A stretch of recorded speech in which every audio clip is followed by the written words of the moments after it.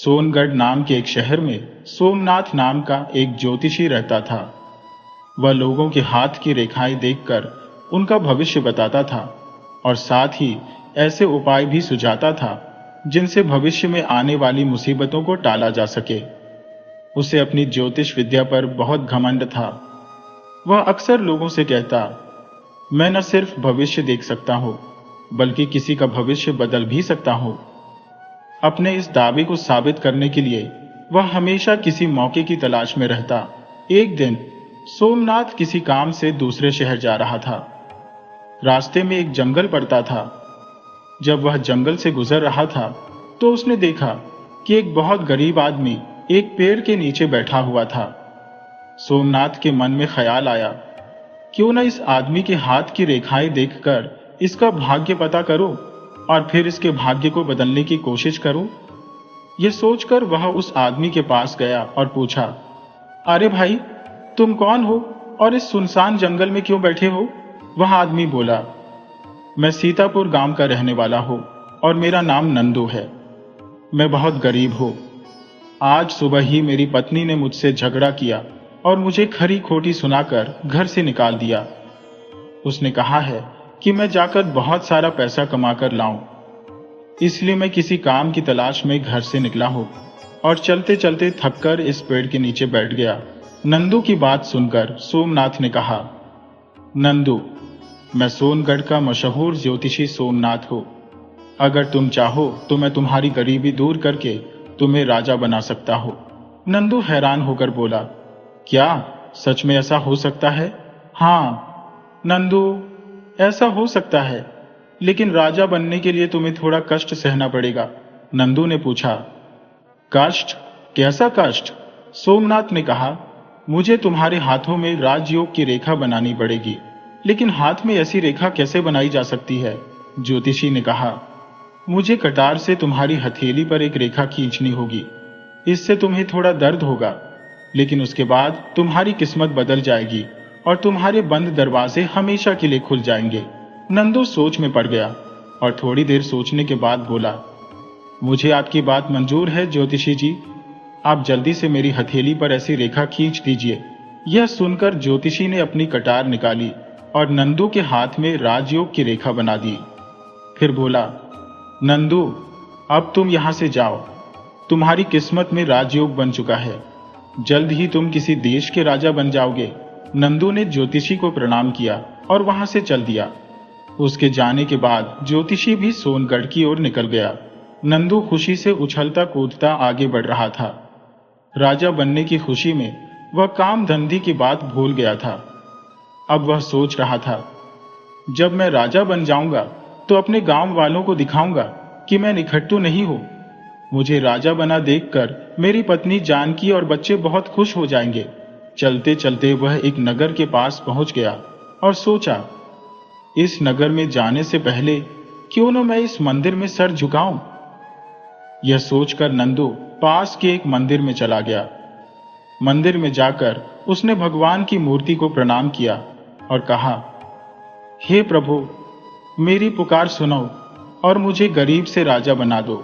नंदू भगवान के सामने हाथ जोड़कर खड़ा था कि तभी दो सैनिक आए और बोले, तुम्हें हमारे महामंत्री जी ने बुलाया है। नंदू ने पूछा, लेकिन क्यों? इसका जवाब तो महामंत्री जी ही देंगे। वे मंदिर के आंगन में तुम्हारा इंतजार कर रहे हैं।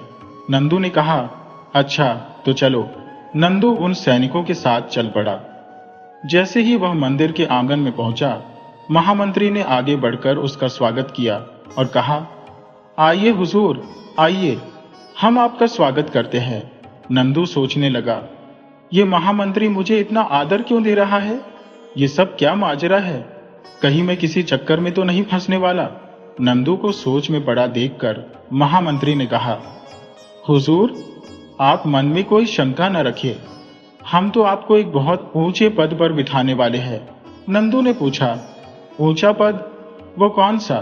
महामंत्री ने कहा, हाँ हुजूर, आज से आप उदयपुर राज्य के नए राजा होंगे। यह सुनकर नंदू हैरान रह गया और बोला, राजा? और मैं क्या सुन रहा हूं? कहीं मैं खुली आंखों से सपना तो नहीं देख रहा? नहीं हुजूर, यह सपना नहीं, बल्कि सच है।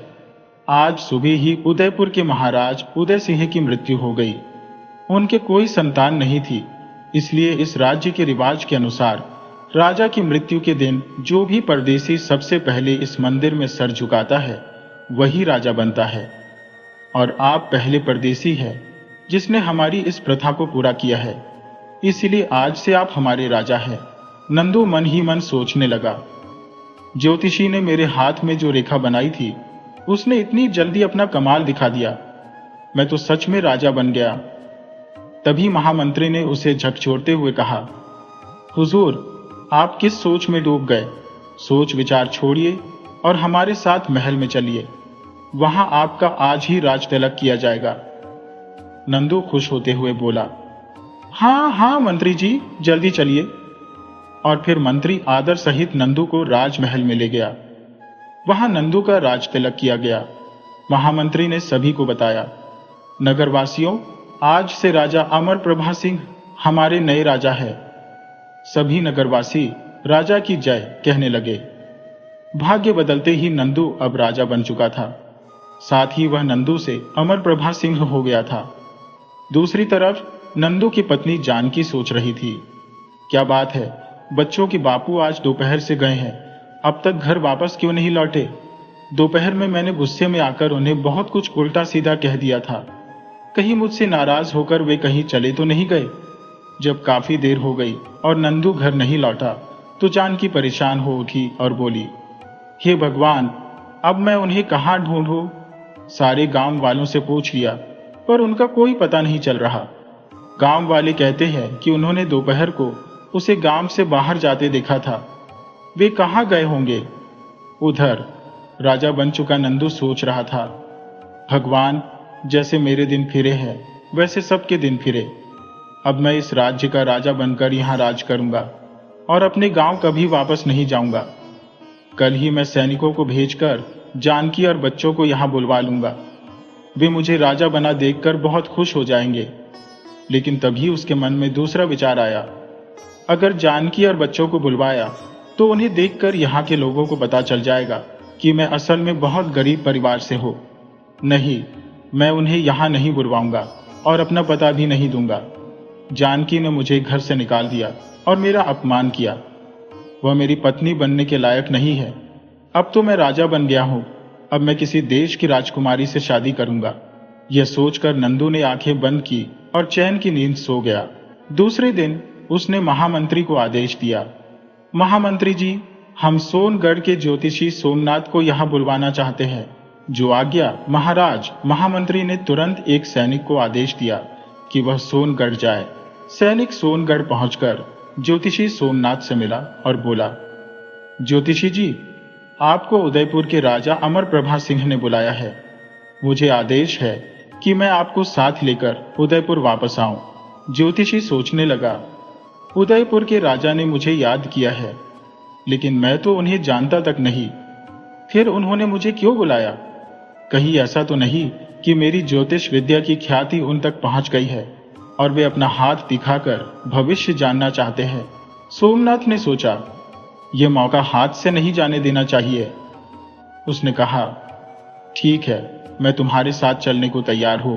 और फिर सैनिक ज्योतिषी को लेकर राजा अमर प्रभा सिंह के सामने पहुंचा। जब ज्योतिषी वहां पहुंचा तो उसने नंदू को देखते ही कहा, अरे नंदू, तुम? तब नंदू ने कहा, धीरे बोलिए ज्योतिषी जी, अब मैं नंदू नहीं बल्कि राजा अमर प्रभा सिंह हो। ज्योतिषी बोला, तुम इतनी जल्दी राजा बन गए? ये तो मैंने सपने में भी नहीं सोचा था। राजा बोला, ज्योतिषी जी, यह सब आपकी कृपा का फल है। अगर आपने मेरे हाथ में कटार से वह रेखा नहीं बनाई होती तो आज मेरा भाग्य नहीं बदलता। आपके कारण ही मैं राजा बना हूं, इसलिए मैं इनाम के तौर पर आपको हीरे जवाहरातों से लदे 5 हाथी और 10,000 सोने की अशर्फियां देने की घोषणा करता हूं। इनाम की बात सुनकर ज्योतिषी बहुत खुश हो गया और बोला, धन्यवाद महाराज, मैं आपकी यह भेंट स्वीकार करता हूं। इसके बाद राजा ने कहा, ज्योतिषी जी, आप समय समय पर हमसे मिलते रहिएगा, आपसे मिलकर हमें बहुत खुशी होगी। ज्योतिषी बोला, जैसी आपकी आज्ञा महाराज। और फिर राजा को प्रणाम करके ज्योतिषी इनाम लेकर अपने शहर लौट गया। ज्योतिषी के जाने के बाद नंदू मन ही मन सोचने लगा, अब मैं इस देश का राजा बन गया हूं। मुझे कोई ऐसा काम करना चाहिए जिससे उदयपुर की सारी प्रजा पर मेरी धाक जम जाए। क्यों न मैं पड़ोसी राजा पर हमला करके उसे हरा दूं और उसके राज्य को अपने राज्य में मिला लूं। ऐसा करने से मेरा राज्य और बड़ा हो जाएगा और लोग मेरी वाहवाही करेंगे। यह सोचकर उसने महामंत्री को बुलाया और कहा, महामंत्री जी, हमारे राज्य का सबसे नजदीक का पड़ोसी राज्य कौन सा है और वहां का राजा कौन है? महामंत्री बोला, महाराज, हमारे राज्य की सीमा से लगा हुआ सबसे नजदीक का राज्य सूरजपुर है और वहां राजा जगत देव का शासन है। यह सुनकर नंदू ने कहा, महामंत्री जी, सेना को तुरंत युद्ध के लिए तैयार करो। हम आज ही युद्ध के लिए निकलेंगे। महामंत्री चौंक कर बोला, युद्ध? महाराज, आप किससे युद्ध करना चाहते हैं? हमारी तो किसी राजा से दुश्मनी नहीं है। राजा जगत देव के साथ तो हमारे दोस्ताना संबंध है। आपसे पहले वाले महाराज उदय सिंह की तो उनकी बहुत अच्छी दोस्ती थी। यह सुनकर नंदू भड़क उठा और बोला, महामंत्री जी, मैंने आपको यहां उपदेश देने के लिए नहीं बुलाया। राजा आप हैं या हम? महाराज, राजा तो आप ही हैं, लेकिन मेरी आपसे हाथ जोड़कर विनती है कि अभी आप राजनीति में नए हैं, इसलिए राजा जगत देव पर हमला करने जैसे गलत निर्णय न लें। एक बार इस बारे में अच्छी तरह से सोच लीजिए। मैं मानता हूं कि सूरजपुर हमारे राज्य से छोटा है और राजा जगत देव के पास सेना भी कम है। हमला करने पर उसकी हार और हमारी जीत पक्की है, लेकिन बिना किसी कारण के राजा जगत देव पर हमला करना समझदारी नहीं होगी। नंदू बोला, बस बस मंत्री जी, बहुत हो चुका। आप अपना भाषण बंद कीजिए। हम राजा हैं और राजा एक बार जो फैसला करता है उसे बदलता नहीं। युद्ध तो अब होकर रहेगा। जाइए, आप जाकर तुरंत सेना को युद्ध के लिए तैयार होने का आदेश दीजिए। महामंत्री बोला, जैसी आपकी इच्छा महाराज। आपको समझाना मेरा कर्तव्य था और मैंने अपना कर्तव्य पूरा कर दिया। मैं अभी सेनापति जी को आपका आदेश सुना देता हूं। इतना कहकर महामंत्री वहां से चला गया। सेनापति के पास पहुंचकर महामंत्री ने कहा, सेनापति जी, हमारे राजा अमर प्रभा सिंह आज ही सूरजपुर पर हमला करना चाहते हैं। आप जल्दी से पूरी सेना को इकट्ठा कीजिए और युद्ध के लिए तैयार हो जाइए। सेनापति बोला, महाराज को यह क्या सूझा? मंत्री जी, आपने महाराज को इस हमले के लिए मना नहीं किया। सेनापति जी, मैंने महाराज को बहुत समझाया, पर वे अपनी जिद पर अड़े हैं, इसलिए अब युद्ध के अलावा कोई दूसरा रास्ता नहीं है। सेनापति बोला, तो ठीक है महामंत्री जी, राजा के आदेश का पालन करना हमारा कर्तव्य है। मैं जल्दी ही सारे सैनिकों को इकट्ठा करता हूं और उन्हें युद्ध के लिए तैयार करता हूं। और फिर युद्ध की सभी तैयारियां पूरी कर ली गई। उसी दिन दोपहर को राजा अमरप्रभा अपनी सारी सेना लेकर सूरजपुर की ओर चल पड़ा। जब राजा जगत देव को इस बात की खबर मिली तो वह सोचने लगा, उदयपुर के नए राजा को यह क्या सूझी? क्या वहां के महामंत्री जी ने उन्हें नहीं बताया कि हमारा तो उनके राज्य से दोस्ताना संबंध है? परंतु जब संकट आ ही गया है तो युद्ध करना पड़ेगा। लेकिन हमारी छोटी सी सेना उदयपुर की बड़ी सेना का मुकाबला कैसे करेगी? खैर, नतीजा जो भी हो, हमें तुरंत अपनी सेना को युद्ध के लिए तैयार करना चाहिए। राजा जगत देव ने उसी समय अपनी सेना को युद्ध के लिए तैयार होने का आदेश दे दिया। जल्दी ही उदयपुर और सूरजपुर की सेनाएं आमने सामने थी। कुछ ही घंटों में सूरजपुर की छोटी सेना युद्ध भूमि में हार गई और उसके सैनिकों के पांव उखड़ने लगे। यह देखकर राजा जगत देव सोचने लगा, इससे पहले कि मेरी पूरी सेना खत्म हो जाए और उदयपुर का नया राजा मुझे कैदी बना ले, मुझे यहां से भाग जाना चाहिए, वरना वह मुझे कैद करके मार डालेगा। यह सोचकर राजा जगत देव ने अपना घोड़ा युद्ध भूमि से बाहर की ओर मोड़ लिया। जल्दी ही वह रणभूमि से काफी दूर पहुंच गया और सोचने लगा, अब मैं यहां से कहां जाऊं? उसके मन में यह विचार भी आया, राजमहल में मेरी महारानी और युवराज अकेले रह गए हैं। मुझे अपने गुरु वामदेव ऋषि के आश्रम में जाना चाहिए। शायद वे मुझे कोई रास्ता दिखाए। वहां पहुंचने के बाद मैं महारानी और युवराज को भी वहीं बुलवा लूंगा। वामदेव ऋषि का आश्रम पास ही था। राजा ने अपना घोड़ा आश्रम की तरफ मोड़ दिया। थोड़ी देर में वह आश्रम में पहुंच गया और ऋषि से बोला, प्रणाम गुरुदेव। ऋषि ने पूछा, बेटा जगतदेव, तुम यहाँ कैसे और तुम्हारी ये हालत कैसे हुई? गुरुदेव, उदयपुर के नए राजा ने सूरजपुर पर अचानक हमला कर दिया और अपनी सेना को हारते देखकर मैं आपकी शरण में आया हूँ। गुरुदेव ने कहा, ओह, यह तो बहुत बुरा हुआ बेटा। गुरुदेव, मैं राजमहल में अपनी महारानी त्रिशला और युवराज को अकेला छोड़ आया हूँ। कहीं ऐसा ना हो कि शत्रु उन्हें मार डाले। गुरुदेव ने कहा, नहीं बेटा, ऐसा नहीं होगा। मैं अभी अपने किसी शिष्य को सूरजपुर की तरफ भेजता हूँ और तुम्हारे परिवार को यहाँ सुरक्षित बुलवा लूंगा। तुम चिंता मत करो। और फिर उसी समय वामदेव ऋषि ने अपने एक शिष्य को राजा जगतदेव के घोड़े पर बिठाकर सूरजपुर की तरफ रवाना कर दिया। उधर युद्ध भूमि में महामंत्री ने कहा, महाराज, सूरजपुर की सारी सेना अब हार चुकी है। अब आपका क्या आदेश है? राजा अमरप्रभा ने कहा, महामंत्री जी, राजा जगतदेव अभी हमारे कब्जे में नहीं आए, इसलिए उन्हें पकड़ने के लिए जल्द से जल्द राजमहल पर हमला किया जाए। सैनिक मारकाट मचाते हुए उस कमरे में जा पहुंचे जहां महारानी त्रिशला और युवराज थे। उन दोनों को बंदी बना लिया गया और राजा ने आदेश दिया, इन दोनों को गिरफ्तार करके कालकोठरी में डाल दो। राजा के आदेश पर महारानी और युवराज को कालकोठरी में डाल दिया गया। तब नंदू ने कहा, महामंत्री जी, राजा जगतदेव नहीं मिले तो क्या हुआ? उनकी पत्नी और बेटा तो हमारे कब्जे में है। एक दिन राजा भी हमारे कब्जे में आ जाएंगे। यह सुनकर महामंत्री मन ही मन सोचने लगा, लगता है अमरप्रभा सिंह को राजा बनाकर हमने गलती की। यह तो बहुत क्रूर है, जो औरतों और बच्चों को भी कैदखाने में रखता है। ठीक उसी समय वामदेव ऋषि के शिष्य ने सूरजपुर में प्रवेश किया और उसने लोगों को बातें करते सुना। राजा जगतदेव तो कहीं भाग गए हैं, लेकिन राजा अमरप्रभा ने महारानी त्रिशला और युवराज को कैद कर लिया है। उनकी बातें सुनकर शिष्य सोचने लगा, यह अच्छा नहीं हुआ। मैं तो महारानी और युवराज को लेने आया था, पर उन्हें तो दुश्मनों ने कैद कर लिया। अब मेरा महल में जाना बेकार है। मुझे यहीं से वापस लौट जाना चाहिए। यह सोचकर शिष्य वहीं से वापस लौट गया।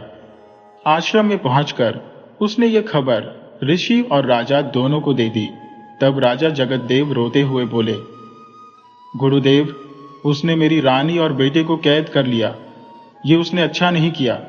हमने किसी का क्या बिगाड़ा था जो हमारे साथ यह अन्याय हुआ? इतना कहकर राजा जगतदेव फूट फूट कर रोने लगा। तब गुरुदेव ने उसे दिलासा दिया और कहा, बेटा, तुम धीरज रखो। पाप का घड़ा एक दिन भरता जरूर है। एक दिन राजा अमरप्रभा सिंह को उसके पापों की सजा मिलेगी। गुरुदेव, मेरा तो सब कुछ लुट गया। अब मैं कहाँ जाऊं? गुरुदेव बोले, बेटा, तुम्हें कहीं जाने की जरूरत नहीं। अब तुम यही आश्रम में रहोगे। मैं वादा करता हूं कि किसी तरह तुम्हें तुम्हारी रानी और बेटे को वापस दिलवा दूंगा। राजा जगतदेव ने कहा, जैसी आपकी आज्ञा गुरुदेव। दूसरी तरफ राजा अमरप्रभा ने सूरजपुर में घोषणा की, सूरजपुर के वासियों, आज से सूरजपुर राज्य हमारे अधीन रहेगा। आज से इस राज्य पर मेरा ही हुक्म चलेगा। ये सुनकर सूरजपुर के लोग डर गए। घोषणा के बाद राजा अमरप्रभा उदयपुर वापस लौट आया। धीरे धीरे इस घटना को 5 दिन बीत चुके थे। 5वें दिन महामंत्री राजा से बोले, हुजूर, हमारे यहाँ रिवाज है कि जब भी इस देश का कोई नया राजा बनता है तो वह सबसे पहले जंगल में शिकार करने जाता है और इस शिकार पर राजा को अकेले ही जाना होता है। महामंत्री जी, अगर ऐसी बात थी तो आपने पहले मुझे क्यों नहीं बताया? राजा बनते ही मैं सबसे पहले यही काम करता। महाराज, आपने इस बात को बताने का मौका ही कहाँ दिया? राजा बनते ही आप तो सूरजपुर पर हमला करने चल दिए। तब अमरप्रभा सिंह बोला, खैर कोई बात नहीं महामंत्री जी, तब न सही, हम अब शिकार के लिए जंगल में चले जाते हैं। और फिर नंदू उसी समय घोड़े पर सवार होकर शिकार के लिए जंगल की तरफ चल पड़ा। उधर राजा जगतदेव, जो अपने गुरुदेव की कुटिया में रह रहा था, गुरुदेव ने उससे कहा, राजन, मैंने अपने योग बल से पता कर लिया है कि तुम्हारा शत्रु राजा अमरप्रभासिंह आज इस वन में शिकार करने आएगा। यह सुनकर राजा जगतदेव चौंक पड़ा और बोला, अच्छा, तब तो मैं उसे जीवित नहीं छोड़ूंगा। मुझे उससे अपनी बर्बादी का बदला लेना है। राजन, तुम क्रोध में मत आओ। अगर तुम अपने हाथों से अमरप्रभासिंह की हत्या करोगे तो तुम्हें हत्या का पाप लगेगा। तुम बदला अवश्य लो, लेकिन ऐसे तरीके से कि सांप भी मर जाए और लाठी भी न टूटे। राजा ने कहा, ऋषिवर, मैं आपकी बात नहीं समझा। राजन, मैं जो कहता हूं उसे ध्यान से सुनो। राजा अमरप्रभा एक हिरण का पीछा करते हुए हमारी कुटिया तक आएगा। जब हिरण यहां पहुंचेगा, ठीक उसी समय तुम्हें अमरप्रभा सिंह से मिलना है। और फिर गुरुदेव राजा जगतदेव को अपनी योजना समझाने लगे। पूरी योजना सुनने के बाद राजा ने कहा, गुरुदेव, आपकी योजना तो बहुत अच्छी है। इस योजना से मैं बिना मतलब के रक्तपात से भी बच जाऊंगा। अब मैं आपके कहे अनुसार ही चलूंगा। गुरुदेव ने कहा, तो जाओ, आश्रम के बाहर जाकर अमरप्रभा सिंह के आने की प्रतीक्षा करो।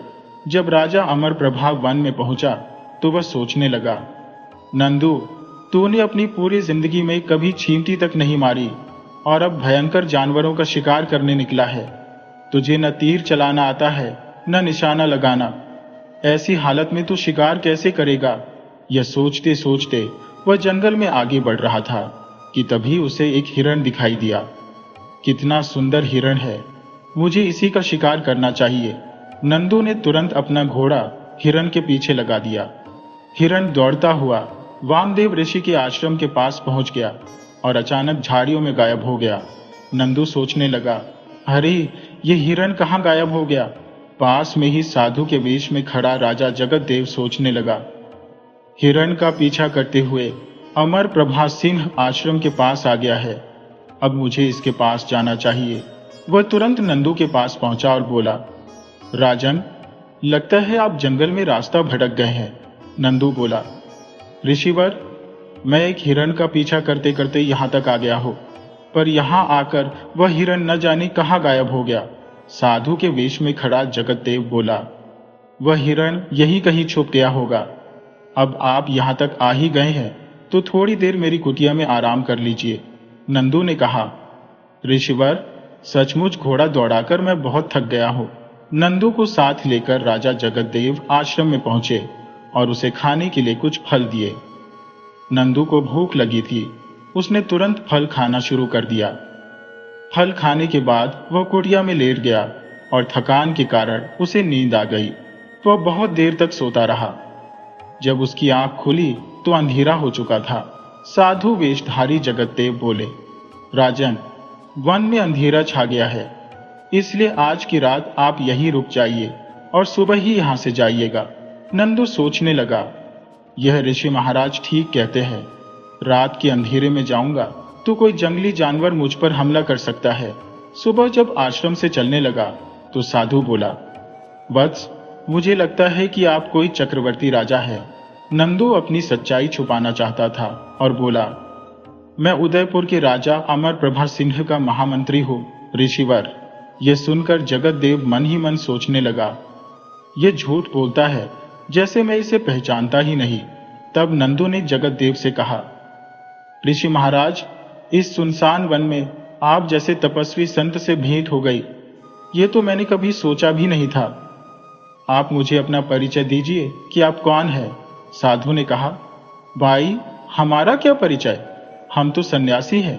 ऋषि की विनम्रता से नंदू प्रभावित हुआ और बोला, जो सच्चा ज्ञानी होता है वह ऐसी ही बातें करता है। आप मुझे अपना सेवक समझिए और अपना पूरा परिचय दीजिए। साधु बोला, तो सुनो राजन, मैं बहुत समय से इसी वन में रह रहा हूं। मेरा नाम एकतनु है और सृष्टि के आरंभ में मेरा जन्म हुआ था। तब से मैंने दूसरा शरीर धारण नहीं किया, इसलिए मेरा नाम एकतनु है। ऋषिवर, आप सृष्टि के आरंभ में पैदा हुए और इतने सालों बाद भी जीवित हैं। साधु बोला, इसमें आश्चर्य की कोई बात नहीं। तपस्या से सब कुछ संभव है। तपस्या से ही मैं सर्वज्ञ बन गया हूं। चाहो तो मैं तुम्हें इसका प्रमाण अभी दे सकता हूं। तुमने मेरे सामने झूठ बोला है। तुम राजा अमरप्रभा सिंह के महामंत्री नहीं, बल्कि खुद राजा अमरप्रभा सिंह हो। नंदू चौंक गया और बोला, ऋषिवर, आप तो सचमुच अंतर्यामी हैं। राजन, मैंने तो शुरू में ही अपने तप के प्रभाव से तुम्हारे बारे में सब कुछ जान लिया था। मैं तुम्हें आशीर्वाद देता हूं कि तुम्हारा यश तीनों लोकों में फैले। लेकिन राजा ने पूछा, लेकिन क्या ऋषिवर? राजन, यूं तो पृथ्वी के सभी राजा तुम्हारी दास्ता स्वीकार कर लेंगे, लेकिन अपने राज्य के सभी ब्राह्मणों से तुम्हें खतरा है। नंदू बोला, ब्राह्मणों से खतरा? वह कैसे? हाँ राजन, यदि तुम ब्राह्मणों के क्रोध से बच गए तो इस पृथ्वी पर अनंत काल तक तुम्हारा राज्य रहेगा। नंदू ने पूछा, ऋषिवर, ब्राह्मणों के क्रोध से कैसे बचा जा सकता है? तब साधु बने जगतदेव ने कहा, तुम्हें अपने राज्य के सभी ब्राह्मणों को महल में एक महाभोज पर बुलाना होगा। उन्हें भोज में जो खाना परोसा जाएगा, उस खाने को खाकर सभी ब्राह्मण सिर्फ तुम्हारा ही गुणगान करेंगे। नंदू ने कहा, तब तो मैं जाते ही अपने राज्य के सभी ब्राह्मणों को भोज पर बुला लूंगा। लेकिन ऋषिवर, आपको भी मेरे साथ चलना होगा।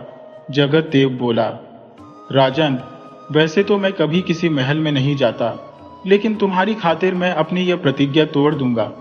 मैं उदयपुर जाकर अपनी देखरेख में सभी ब्राह्मणों के लिए भोजन तैयार करवाऊंगा। नंदू खुश होकर बोला, यह तो और भी अच्छी बात है ऋषिवर।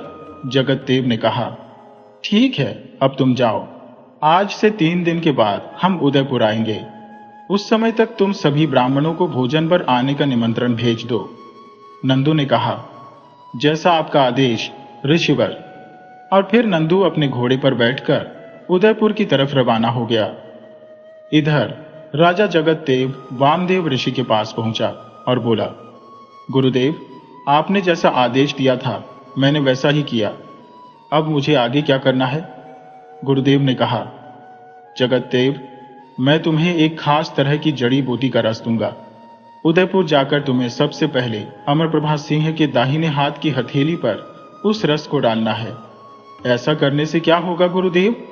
राजन, अमरप्रभा सिंह के हाथ पर एक ज्योतिषी ने राजयोग की नकली रेखा बना दी थी। तुम जैसे ही उस रस को उसकी हथेली पर डालोगे, उसके प्रभाव से वह रेखा मिट जाएगी। ऐसा होते ही राज्य के सभी लोग अमरप्रभा सिंह के खिलाफ हो जाएंगे।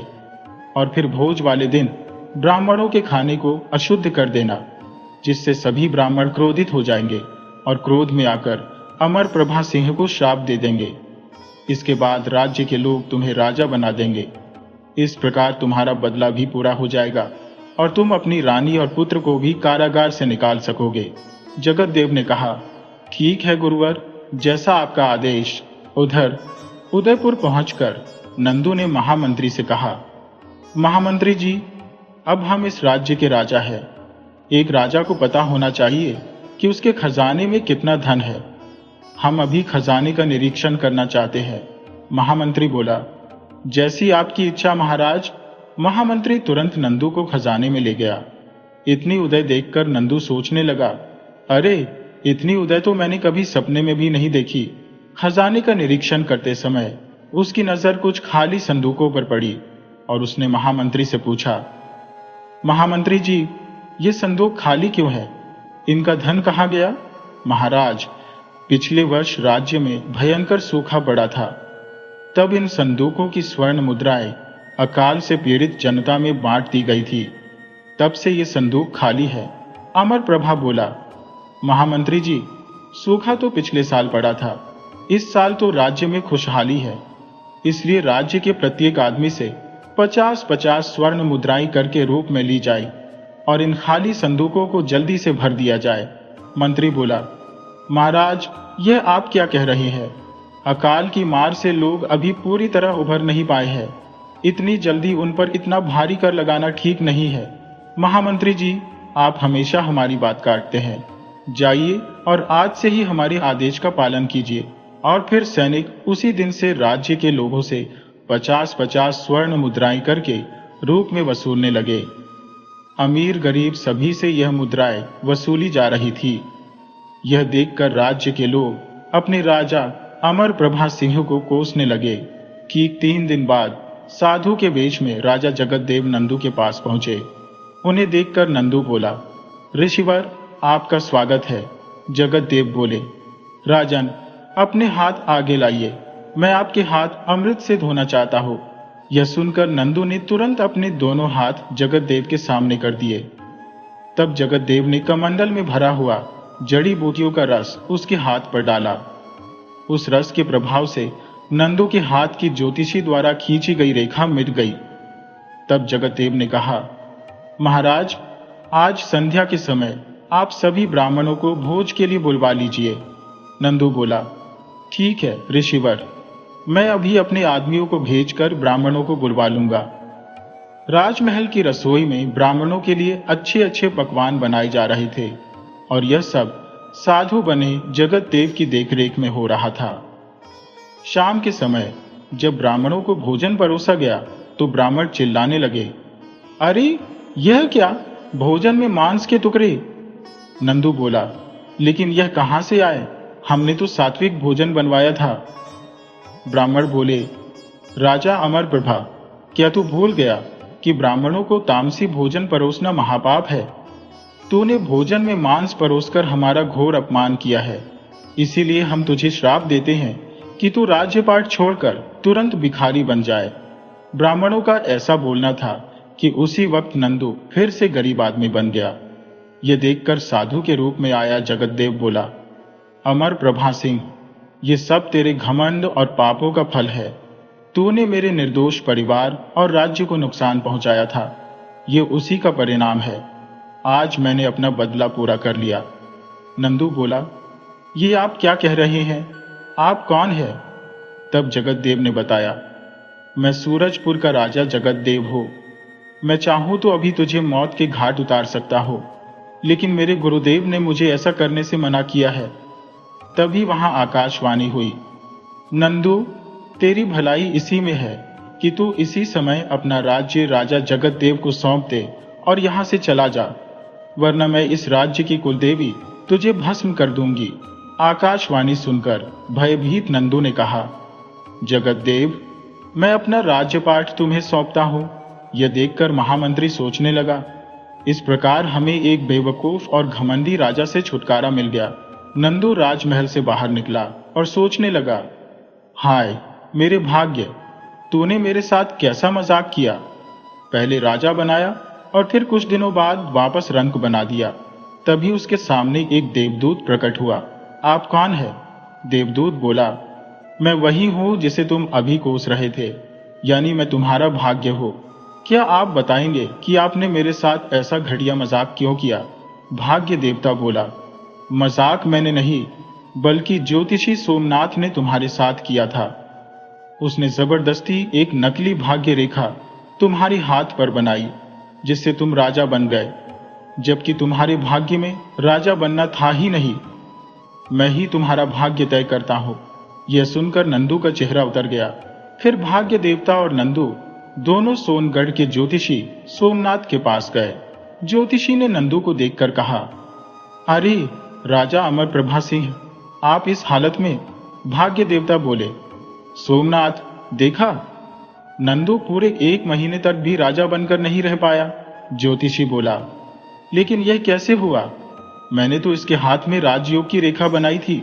भाग्य देवता ने बताया, जिस प्रकार तुमने रेखा बनाई थी उसी प्रकार वह रेखा मिट भी गई। यह सुनकर ज्योतिषी बोला, भाग्य देवता, मैंने आपके फैसले को बदलने की कोशिश की, लेकिन मैं असफल रहा, मुझे माफ कर दीजिए। तब भाग्य देवता ने कहा, सोमनाथ, तुम एक ज्ञानी आदमी हो, याद रहे, फिर कभी अपनी विद्या का गलत इस्तेमाल मत करना। और फिर भाग्य देवता ने नंदू से कहा, नंदू, अब तुम यहां से अपने घर वापस लौट जाओ, तुम्हारी पत्नी और बच्चे तुम्हारा इंतजार कर रहे हैं। जाओ, मेहनत करो और अपने परिवार का पालन पोषण करो, बस यही तुम्हारे भाग्य में लिखा है। नंदू ने भाग्य देवता को हाथ जोड़कर नमस्कार किया। भाग्य देवता वहां से अदृश्य हो गए और नंदू अपने घर की तरफ चल पड़ा।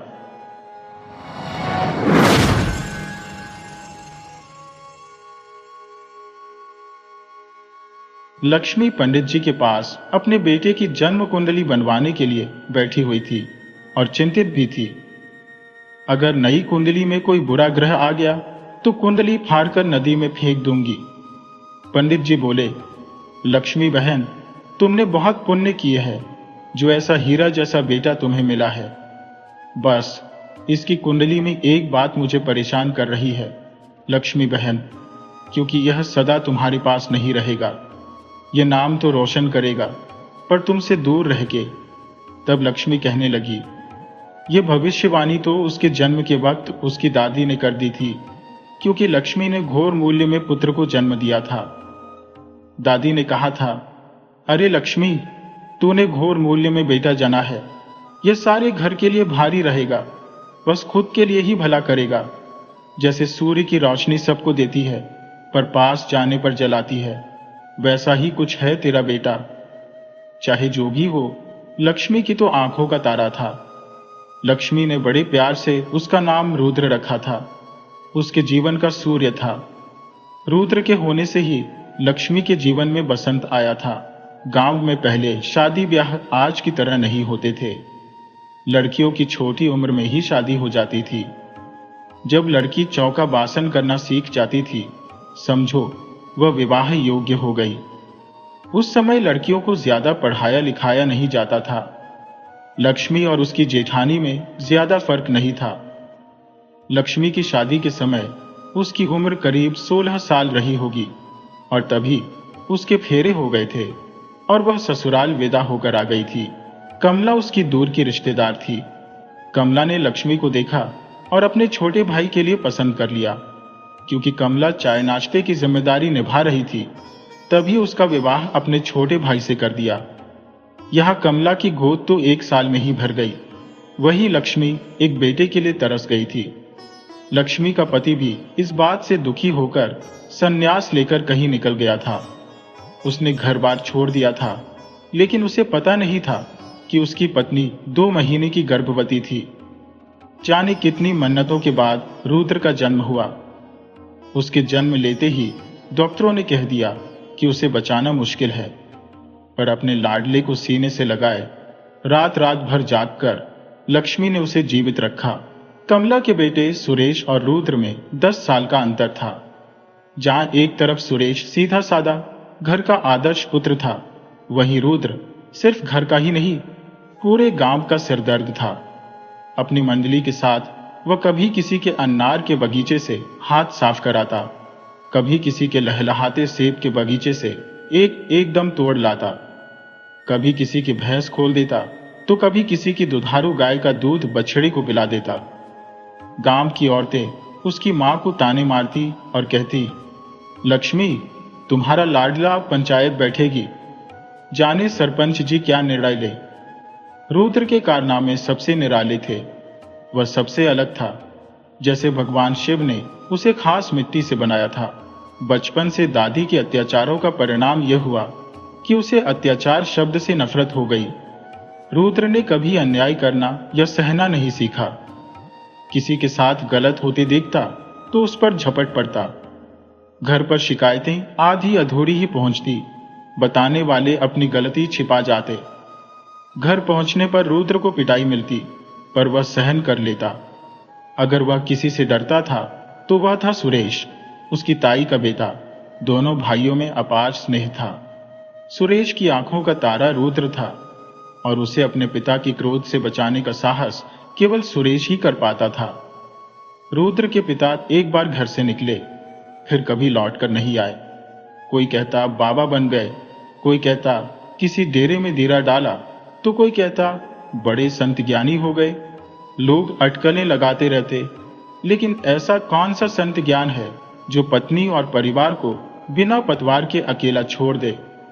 अब पूरे घर की जिम्मेदारी सुरेश के पिता पर थी। उन्होंने सुरेश और रुद्र दोनों को समान प्रेम दिया। जितना प्रेम सुरेश से करते, उतना ही रुद्र से भी। इसी कारण जब नाराज होते तो रुद्र की पिटाई भी उतनी ही होती, लेकिन उनसे प्रेम भी बहुत करते थे। रुद्र छोटा और शरारती था, इसलिए उसकी कुटाई जब तब हो जाया करती थी।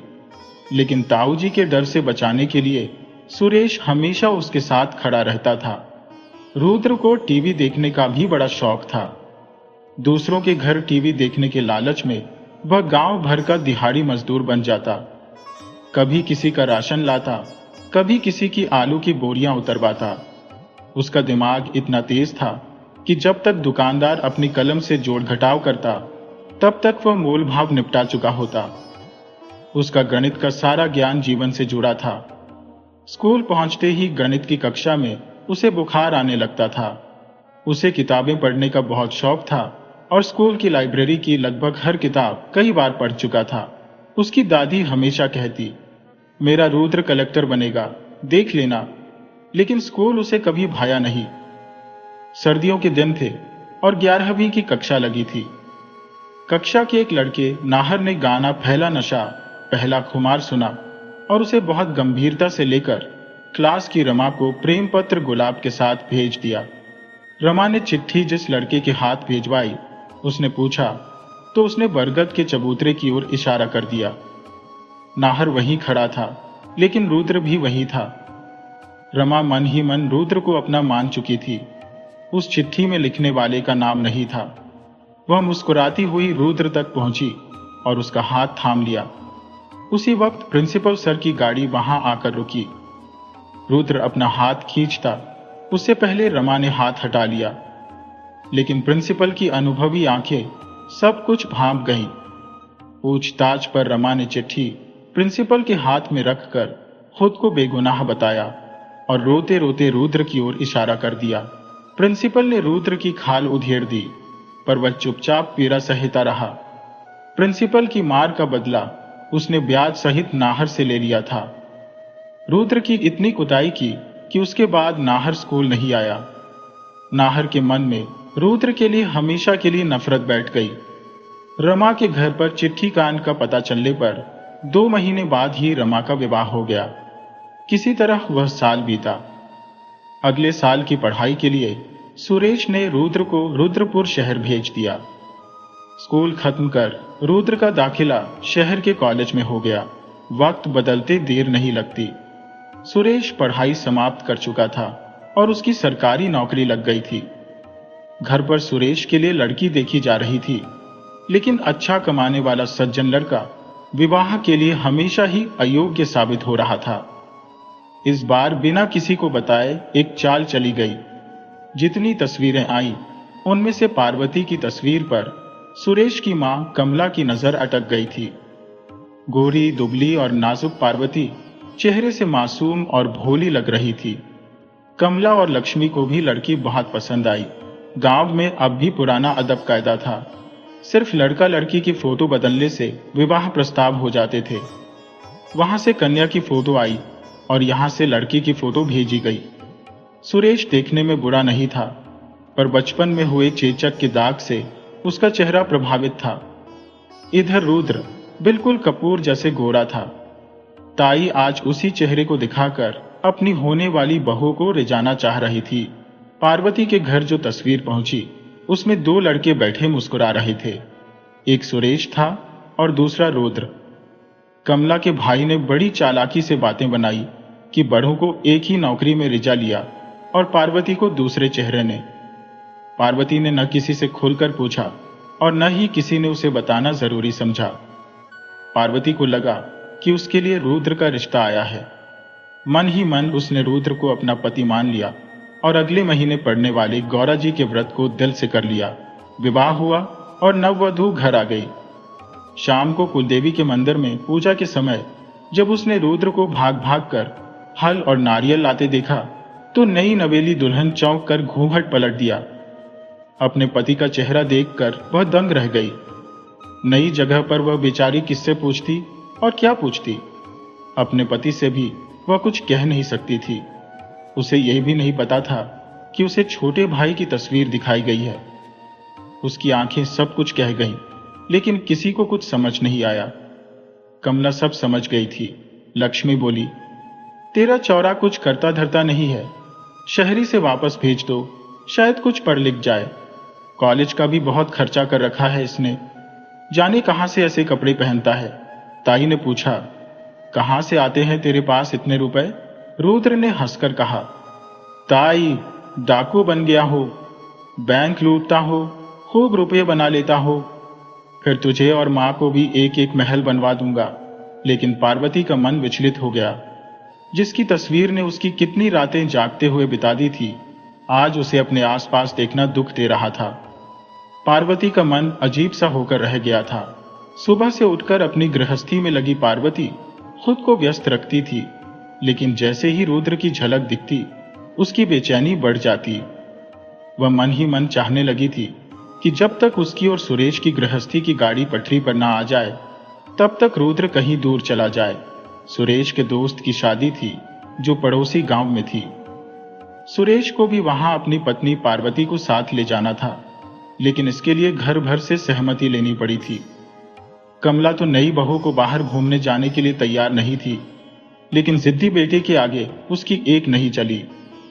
लक्ष्मी ने पारो को सजा संवार कर उसके कान के पीछे काला टीका लगा दिया। पार्वती ने पूछा, काकी, यह टीका क्यों लगाया है? लक्ष्मी ने हंसकर कहा, अरे क्यों नहीं, मेरी बहू है, अभी तो सोने जैसी है, किसी की नजर ना लगे। पार्वती की आंखें डबडबा गईं। इतना प्यार तो उसे अपने मायके में भी नहीं मिला था।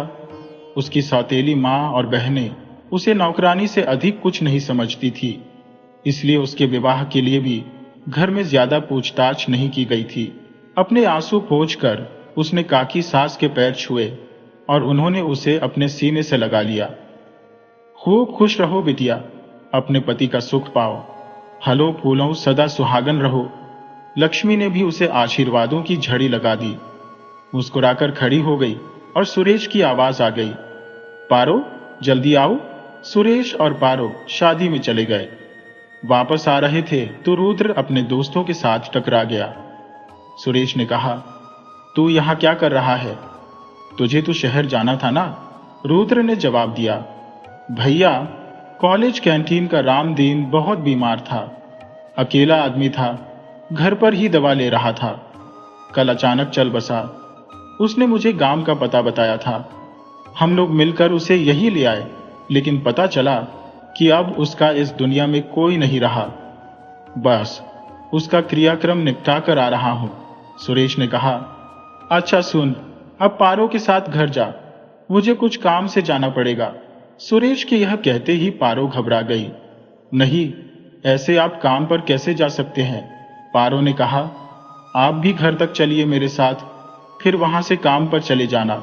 सुरेश ने समझाया, पार्वती, कल दिल्ली से ऑडिट के लोग आ रहे हैं। पिछले महीने भर से उसी की तैयारी में लगा था। अगर अजीत की शादी ना होती तो मैं एक दिन की भी छुट्टी नहीं लेता। ये मेरा खास दोस्त था, इसलिए उसकी शादी में आना पड़ा। अब बस उसकी तैयारी फाइनल हो जानी है। और परेशान क्यों हो? रुद्र तुम्हारे साथ है। बस थोड़ी दूर डिपो से बस मिल जाएगी, मैं कल शाम तक घर आ जाऊंगा। सुरेश ने दोनों को बस में बैठाकर विदा किया। पारो थकी हुई थी, जल्द ही नींद की आगोश में चली गई। उसने अनजाने में अपना सिर रुद्र के कंधे पर रख दिया। रुद्र भी थका हुआ था, लेकिन वह पारो को किसी भी तरह का कष्ट नहीं देना चाहता था, इसलिए चुपचाप बैठा रहा। पूरे रास्ते पारो आराम से सोती रही। रुद्र का दामन हमेशा पाक रहा है, खासकर लड़कियों के मामले में। यही बात नाहर को सबसे ज्यादा चुभती थी, जो बचपन का दोस्त था, लेकिन अंदर से रुद्र से जलता था। वह हमेशा मौके की तलाश में रहता था कि कैसे रुद्र की बेइज्जती की जाए। बस में नाहर भी गांव जा रहा था। सुरेश के ऑफिस में ऑडिट चल रहा था और ऑफिसर्स कड़ी निगरानी रख रहे थे, लेकिन सुरेश का काम भी पक्का था। सुरेश ने 2 दिन में ही अपना काम पूरा कर लिया। ऑडिट के बाद सुरेश जल्दबाजी में घर की ओर बढ़ रहा था। रास्ते में नाहर से मिला, जिसने व्यंग्य से कहा, भाई, काम कुछ ज्यादा ही हो गया है। इस समय ऑफिस में नहीं, घर में नई नई दुल्हन बैठी है उस महाकाल के साथ, और आपने उसे छोड़ दिया। सुरेश ने जवाब दिया, तुम अपने काम से काम रखो नाहर, हमारे घर में ताक-झांक करने की जरूरत नहीं है। सुरेश ने दृढ़ता से कहा, लेकिन शक की बेल बिना खाद पानी के भी पनपती है। यहां तो खाद पानी देने वाले घर और बाहर दोनों जगह मौजूद थे। कमला तीखी सांस थी। वह पार्वती को कोसने का कोई मौका नहीं छोड़ती थी। रोज पार्वती के जागने से पहले ही उसे दिन भर की काम बता देती थी। कमला ने पार्वती से अनाज संजोने, कंबल, चादर धोने, कालीन साफ करने जैसे काम करवाए। लक्ष्मी अपनी तरफ से मदद करती, लेकिन घर के दूसरे भी काम होते थे। कमला काम बताकर पड़ोस में बात करने चली जाती और पार्वती काम करती रहती। थकान के बावजूद उसे आराम नहीं मिलता था। एक दिन कमला ने पार्वती को चने पीसने के लिए बैठा दिया। तभी रुद्र शहर से घूमकर वापस आया और पार्वती को देख चक्की खींचकर खुद चने पीसने लगा। लक्ष्मी ने पूछा, रुद्र, तेरी कमीज कैसे फट गई? रुद्र ने जवाब दिया, मां, कॉलेज में एक रईस ज़ादे को मजा चखाकर आ रहा हूं। लक्ष्मी ने कहा, अरे अब किसका सिर फोड़ा? रुद्र ने कहा, कमिश्नर का लड़का स्कूल कॉलेज में शराब पीकर आ गया और लड़कियों को परेशान कर रहा था। पहले उसे प्यार से समझाया, नहीं माना तो मजबूरी में हाथ उठाना पड़ा। ताई ने कहा, पहले खुद को सुधारो। पार्वती सर झुकाए सोच रही थी। जितना वह रुद्र को अपने मन से हटाना चाहती, उतनी ही दृढ़ता से वह उसके दिल में बसता जा रहा था। रात में सुरेश आते ही कमला ने उसके कान भरने शुरू कर दिए। रुद्र तो किसी काम का नहीं है। बेटा, ध्यान रखा कर। आजकल जब तब शहर से आ जाता है और पार्वती के आगे पीछे घूमता रहता है। देख बेटा, मैंने तेरी और पार्वती की उम्र में भी अंतर देखा है। कहीं कोई ऊंच नीच हो गई तो तेरा जीवन खराब हो जाएगा। सुरेश अपनी मां की बातों को सुनते हुए बोला, मां, कैसी पागलों वाली बातें कर रही हो तुम भी? रुद्र मेरा छोटा भाई है, मेरे दिल का टुकड़ा है। मां ने उत्तर दिया, हाँ, लेकिन सुन लो, कहीं ऐसा ना हो कि यही जिगर का टुकड़ा तुम्हारे कलेजे को छल्ली कर दे। सुरेश ने मां को तो समझा लिया, पर उसकी बात उसके मन में घर कर गई। उस रात जब मां बेटी की बातें हो रही थी और पारू दूध लेकर कमरे में आई, उसने भी सब सुन लिया। पार्वती पहले से ही रुद्र से दूर रहती थी, अब और सतर्क हो गई। लेकिन रुद्र इन बातों से अनजान था। उसके लिए पार्वती बड़े भाई की पत्नी थी, उसकी भाभी थी।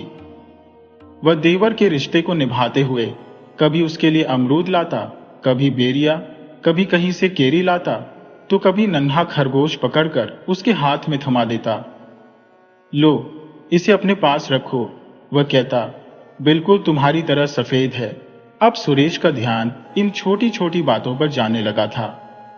एक दिन गांव में लगे मेले में रुद्र साथ चलने की जिद करने लगा।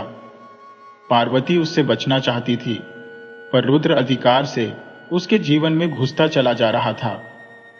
उस दिन तहसील में जमीन पट्टे का काम होने से मां बेटा दोनों घर से बाहर थे। दोपहर के भोजन के बाद पार्वती अपनी कार की लक्ष्मी के कमरे में जमीन पर लेटी हुई थी और लक्ष्मी की बातें सुन रही थी कि अचानक रुद्र आ धमका। रुद्र ने मां से कपड़े मांगते हुए कहा, मां, मेरे कपड़े निकाल दो, जबरदस्त मेला लगा है। लक्ष्मी ने कमरे की बत्ती जला दी। रुद्र ने पार्वती को देखा और पार्वती लज्जा से बाहर चली गई। रुद्र को इससे कोई खास फर्क नहीं पड़ा। तैयार होकर वह घर से निकल गया। लक्ष्मी ने आवाज दी, अपनी भाभी को भी साथ ले जा, सारा दिन घर में पड़ी रहती है। पार्वती के लाख मना करने पर भी रुद्र ने उसकी नहीं सुनी। उसे मोटर बाइक पर बैठाकर मेला घुमाने ले गया। वर्षों बाद पार्वती किसी मेले में आई थी।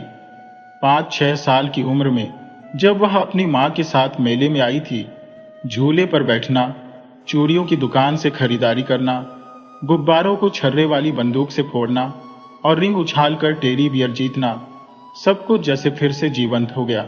रुद्र भी उसके साथ बच्चे बन गया था। गोलगप्पों के ठेले पर चटकारे लेते हुए दोनों ने मस्ती की, पर घर पहुंचते ही महाभारत शुरू हो गई। सुरेश ने आंगन में इंतजार कर रहे दोनों को घूर कर देखा। मुझसे बिना पूछे ही घूमने निकल गई, उसने गुस्से में कहा। बड़ा शौक है बाहर घूमने का, काम धाम छोड़कर बाहर घूमती फिरती है, लक्ष्मी ने समझाया। नहीं सुरेश, मैंने ही पार्वती को भेजा था, वरना वह तो घर ही बैठी थी। मुझे लगा सारा काम तो हो चुका है, बेचारी थोड़ी बाजार की रौनक देख ले, सुरेश ने कहा। उसकी गलती को अपने सिर मत लो। देखो, ये कोई वक्त है घर लौटने का? जाना ही था तो कम से कम रात का खाना तो बना जाती। अब इनके घूमने फिरने के कारण आपको और माँ को सारी रोटियां बेलनी पड़ी ना। पार्वती आंखों में आंसू लिए अंदर चली गई। रुद्र गाड़ी उठाकर वापस बाहर निकल गया, लेकिन उस रात पार्वती सो नहीं पाई। सुरेश का गुस्सा दुर्वासा ऋषि जैसा था। रात भर उसकी बेल्ट और लात खून से सहते हुए पार्वती के आंसू थम नहीं रहे थे। जब कोई व्यक्ति संकीर्ण मानसिकता अपना लेता है तो उसे सच्चाई का भान भी नहीं रहता। वह धीरे धीरे अपने मन में एक जटिल ताना बाना बुन लेता है, जिससे बाहर निकलना असंभव होता है। सुरेश भी सामान्य देवर भाभी के रिश्ते को प्रेमी प्रेमिका का रूप देने लगा। सुरेश, जो पहले कभी पार्वती से ऊंची आवाज में बात नहीं करता था, अब हर छोटी बड़ी बात पर उसे डांटने लगा। कभी गुस्से में उसकी थाली फेंक देता तो कभी चाय ठंडी होने पर बिना पिए ही छोड़ जाता। सुरेश अब शराब भी पीने लगा था और अक्सर बिना किसी वजह के झगड़ा शुरू कर देता। जब एक आदमी अपनी औरत पर हाथ उठाता है तो उसे रोकना मुश्किल ही नहीं, नामुमकिन सा हो जाता है। पार्वती को सब समझ आ रहा था, लेकिन वह करती भी क्या? बेचारी आंसू बहाते हुए बस सोचती रहती कि क्या करूं, क्या न करूं। रुद्र से भी वह कुछ नहीं कह सकती थी, क्योंकि उस रात के बाद रुद्र घर नहीं लौटा था। उसे यह पता था कि पार्वती पर अत्याचार हो रहा है, पर सुरेश भी उसे सता रहा है, इसका उसे बिल्कुल भान नहीं था। ताई की नफरत से वह बचपन से ही वाकिफ था, लेकिन वह इसे ताई का सामान्य स्वभाव ही समझता था। उसकी ताई उसकी सुंदरता से जलती थी, यह तो उसे पता था, पर ताई की जलन की गहराई का अंदाजा उसे नहीं था। रुद्र के कॉलेज में छात्र संघ के चुनाव की तैयारी चल रही थी। इस वर्ष उसका फाइनल ईयर था और उसी की कक्षा से चुनाव में एक लड़का खड़ा हो रहा था। कॉलेज में सालों से एक ही पार्टी का दबदबा था और वही पार्टी के गुंडे कॉलेज में अपनी धौंस जमाते थे। कुछ बार रुद्र का सामना भी उनसे हुआ था, पर उसने ध्यान नहीं दिया था। एक शाम वह अपने कमरे में बैठा राजनीति शास्त्र की किताबें पढ़ रहा था कि दरवाजे पर जोर से दस्तक हुई। उसने दरवाजा खोला तो सामने उसका रूममेट अनिकेत खड़ा था, जगह जगह से कटा फटा। अनिकेत उसे अंदर खींच लाया और बोला, क्या हाल बना रखा है? क्या हुआ? अनिकेत बोला, भैया जी के गुंडे कैंटीन में आ गए और अपनी मनमानी करने लगे।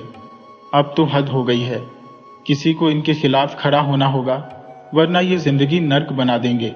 रुद्र को गुस्सा तो आया, लेकिन उसने खुद को संभाल लिया। तुम डरते रहोगे तो वो डराते रहेंगे, रुद्र ने कहा। अब तक उनसे भागने की बजाय उनका सामना नहीं करोगे तो वे ऐसे ही सर पर चढ़कर नाचेंगे। तुम खुद क्यों नहीं खड़े होते उनके खिलाफ? अनिकेत बोला, भाई इतनी हिम्मत होती तो ऐसे मार नहीं खाता।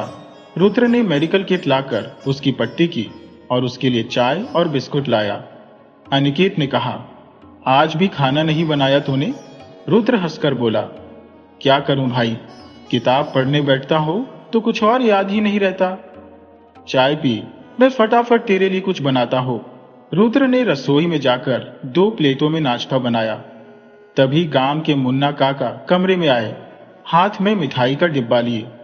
उन्होंने डिब्बा रुद्र और अनिकेत की तरफ बढ़ाते हुए कहा, रुद्र बेटा, हमारी बेटी की शादी तय हो गई है और जमीन का विवाद भी सुरेश ने सुलझा दिया है। बहुत खुश हैं हम। तुम्हारे घर भी गए थे मिठाई देने, लेकिन कोई मिला नहीं तो सोचा तुम्हें ही देते जाए। रुद्र ने सिर हिलाकर हाँ कहा। वह सोचने लगा, आखिर घर पर कोई भी कैसे नहीं था। अगले ही दिन शनिवार था और बहुत दिनों से वह घर नहीं जा पाया था। उसने अपने कुछ कपड़े बैग में ठूस लिए। अनिकेत ने कहा, इतनी पैकिंग तो कभी तूने की नहीं? रुद्र बोला, हाँ, इस बार सोच रहा हूं, हफ्ता भर रुककर ही आऊंगा। माँ भी नाराज रहती है कि घर नहीं आता। अब उन्हें क्या बताऊं कि किन सब कामों में फंसा हूं। सामान बांधकर वह बालकनी की तरफ चला गया। सावन मास का मेला लगा हुआ था।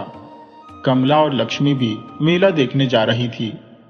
लक्ष्मी ने पार्वती से साथ चलने के लिए पूछा, पर घर के काम की वजह से पार्वती रुक गई। देर रात सुरेश घर आया। पार्वती ने उसकी थाली परोसी, जिसमें कद्दू की सब्जी देखकर सुरेश भड़क गया। उसने गुस्से में कहा, कितनी बार कहा है कद्दू मत बनाया कर, पर तेरे दिमाग में भूसा भरा है। पार्वती ने कहा, अम्मा जी ने कहा था, इसलिए बनाना पड़ा। मैं अभी कुछ और बनाकर ले आती हूं। सुरेश चिल्लाने लगा, बस कर, ये पतिव्रता वाला नाटक। मुझे सब पता है, मेरे पीछे तुम दोनों के बीच क्या चल रहा है। इसी के लिए कद्दू बनाया है ना? मुझे पता है, रुद्र को कद्दू बहुत पसंद है। पार्वती बोली, ऐसा नहीं है, आप गलत समझ रहे हैं। सुरेश ने गुस्से में कहा, अब तू मुझे समझाएगी? तेरी इतनी हिम्मत? मेरे घर में सब मेरे हिसाब से चलता है, वरना छोटी पकड़कर खींचकर बाहर फेंक दूंगा। एक बार रात भर ओस में पड़ी रहेगी, तब अक्ल ठिकाने आएगी। पार्वती ने कहा, आप इतना नाराज क्यों हो रहे हैं? बैठिए, मैं कुछ और बनाकर ले आती हूं। सुरेश ने गुस्से में थाली उठाई और पार्वती पर फेंक दी। वह तेज बारिश में बाहर निकल गया। शक से भरी आंखों के पीछे खड़ा रुद्र ये सब देख रहा था। हर शनिवार कॉलेज की छुट्टी के बाद वह घर आता था, पर इस बार बहुत समय बाद लौटा था। रुद्र सोच रहा था, इतने दिनों बाद घर आऊंगा तो सब कितने खुश होंगे। पर जो उसने सुना उस पर विश्वास नहीं हुआ। उसने सोचा, भाई के पीछे जाऊं, पर पलटकर कमरे में चला गया। पार्वती रो रही थी। रुद्र ने अपने रूमाल से उसके बहते खून को साफ किया और चुपचाप मरहम पट्टी करने लगा। रुद्र ने पहली बार पार्वती को इतने ध्यान से देखा। इतनी सलोनी सी, कोमल सी लड़की पर इतना अत्याचार हो रहा था। उसके घाव से बहते खून को रोकने में उसे बहुत मशक्कत करनी पड़ी। पर दिल पर लगे जख्मों का क्या, उन्हें कौन देखेगा? रुद्र ने कहा, पारो, मेरे साथ चलो। पार्वती ने बड़ी बड़ी आंसू भरी आंखों से देखा। रुद्र ने कहा, मैंने देखा है, ताई बहुत सताती है और अब भाई भी। तुम मायके क्यों नहीं चली जाती? पार्वती बोली, किसके भरोसे जाऊंगी? मां नहीं है। सौतेली मां पीछा छुड़ाना चाहती थी, इसलिए 12 साल बड़े आदमी से शादी कर दी। रुद्र चुप रह गया। पार्वती ने कहा, मैंने सोचा था कि मेरा विवाह तुमसे हो रहा है। दोनों देर तक चुप बैठी रहे। फिर रुद्र ने कहा, यहां से चली जाओ। पार्वती बोली, तुम यहां रहोगे तो भैया खुश नहीं रहेंगे। आज नहीं तो कल हमारे बीच सब सुलझ जाएगा। और भैया तुमसे कभी प्रेम करना नहीं छोड़ सकते। तुम चले गए तो ये सब खत्म हो जाएगा और भैया पहले वाले सुरेश बन जाएंगे। रुद्र अचानक उठा और घनघोर बारिश में घर से निकल गया। जो बस मिली उसमें बैठ गया और हरिद्वार जाकर रुका। बस डिपो के सामने शमशान था। महाकाल की प्रिय जगह पर पहुंचकर उसे शांति मिली। कुछ चिताएं अभी भी जल रही थी। लोग अपने प्रियजनों को अंतिम विदाई देकर लौट चुके थे और वह भी चला गया था। 12 बजे के बाद की बातें सुनकर उसके मन में पारो के लिए जो संवेदनाएं जाग उठी थी, वह डर रहा था कि कहीं वे प्रेम में न बदल जाए। इस भय से वह वहां से भाग आया था। रुद्र के मन में उथल पुथल मची थी। वह यह तय नहीं कर पा रहा था कि कल क्या करना है, कहां जाना है। उसे बस यही पता था कि अब वह कभी घर वापस नहीं लौटेगा। उस घर के दरवाजे अब हमेशा के लिए बंद हो चुके हैं। पंडित जी की भविष्यवाणी अब सत्य होने वाली थी। खोटा सिक्का अपना रास्ता बनाकर निकल गया था। शमशान में अकेला बैठा हुआ रुद्र बारिश में भीग रहा था, पर उसका मन कहीं और था। उसने अपने घुटनों के इर्द गिर्द हाथों का घेरा बनाया और सोच में डूब गया। आखिर उसने ऐसा क्या गुनाह किया था कि उसके पिता समान भाई के मन में उसके लिए इतनी नफरत भर गई। पारो का मासूम चेहरा याद आते ही उसका दिल कसमसाने लगा। उसकी बड़ी बड़ी आंखें जैसे बिना किसी गुनाह की सजा काट रही थी। सही भी था, आखिर उस लड़की ने गुनाह किया ही क्या था? गुनाह तो उसके साथ हुआ था। उसकी तस्वीर दिखाकर भाई ने शादी करवा दी। रुद्र सोच रहा था कि अगर पारो से उसका विवाह हुआ होता तो क्या वह इस सब से बच पाता? शायद नहीं, शायद हां। उसकी नजरों में पारो सीधी सादी सुंदर सी लड़की थी। भैया को उसे फूलों की तरह सहेज कर रखना चाहिए था, पर भैया ने उसे रौंद दिया। वह बेचारी सांस तक नहीं ले पा रही थी। रुद्र अपने विचारों में खोया रहा और वहीं उसे नींद आ गई। सुबह नींद खुली तो उसने अपना बैग उठाया और पास की चाय की दुकान पर जा बैठा। एक कप गर्म चाय पीते ही उसकी आत्मा जाग उठी। मन ही मन उसने तय कर लिया कि अब उसे घर वापस नहीं जाना है। कहीं न कहीं उसके मन में भी पारो के लिए कोमल भावनाएं उभरने लगी थी। उसने अपने सर को झटका देकर वहां से उठ खड़ा हुआ। अभी भी वह यह समझ नहीं पा रहा था कि जाना कहां है। उसने अपना बैग उठाया और कॉलेज के लिए निकल पड़ा। पहले हर शनिवार और रविवार घर जाने वाला रुद्र अब महीनों घर नहीं जाता था। माँ से भी उसकी बातें कम हो गई थी। माँ उसे घर बुलाने के लिए कई बहाने करती, पर वह हर बार कोई न कोई कारण बताकर घर जाना टाल देता। कॉलेज में छात्र संघ चुनाव की तैयारियां चल रही थी। शहर के रईसों के लड़के उस पार्टी का नेतृत्व कर रहे थे जो हमेशा चुनाव जीतती थी। ऐसे में किसी साधारण विद्यार्थी का उनके काम के बीच कुछ भी कहना या करना उनके लिए असहनीय था। लाइब्रेरी में एक तरफ बैठी तोता मैना की जोड़ी परीक्षाओं के लिए प्रोजेक्ट बना रही थी।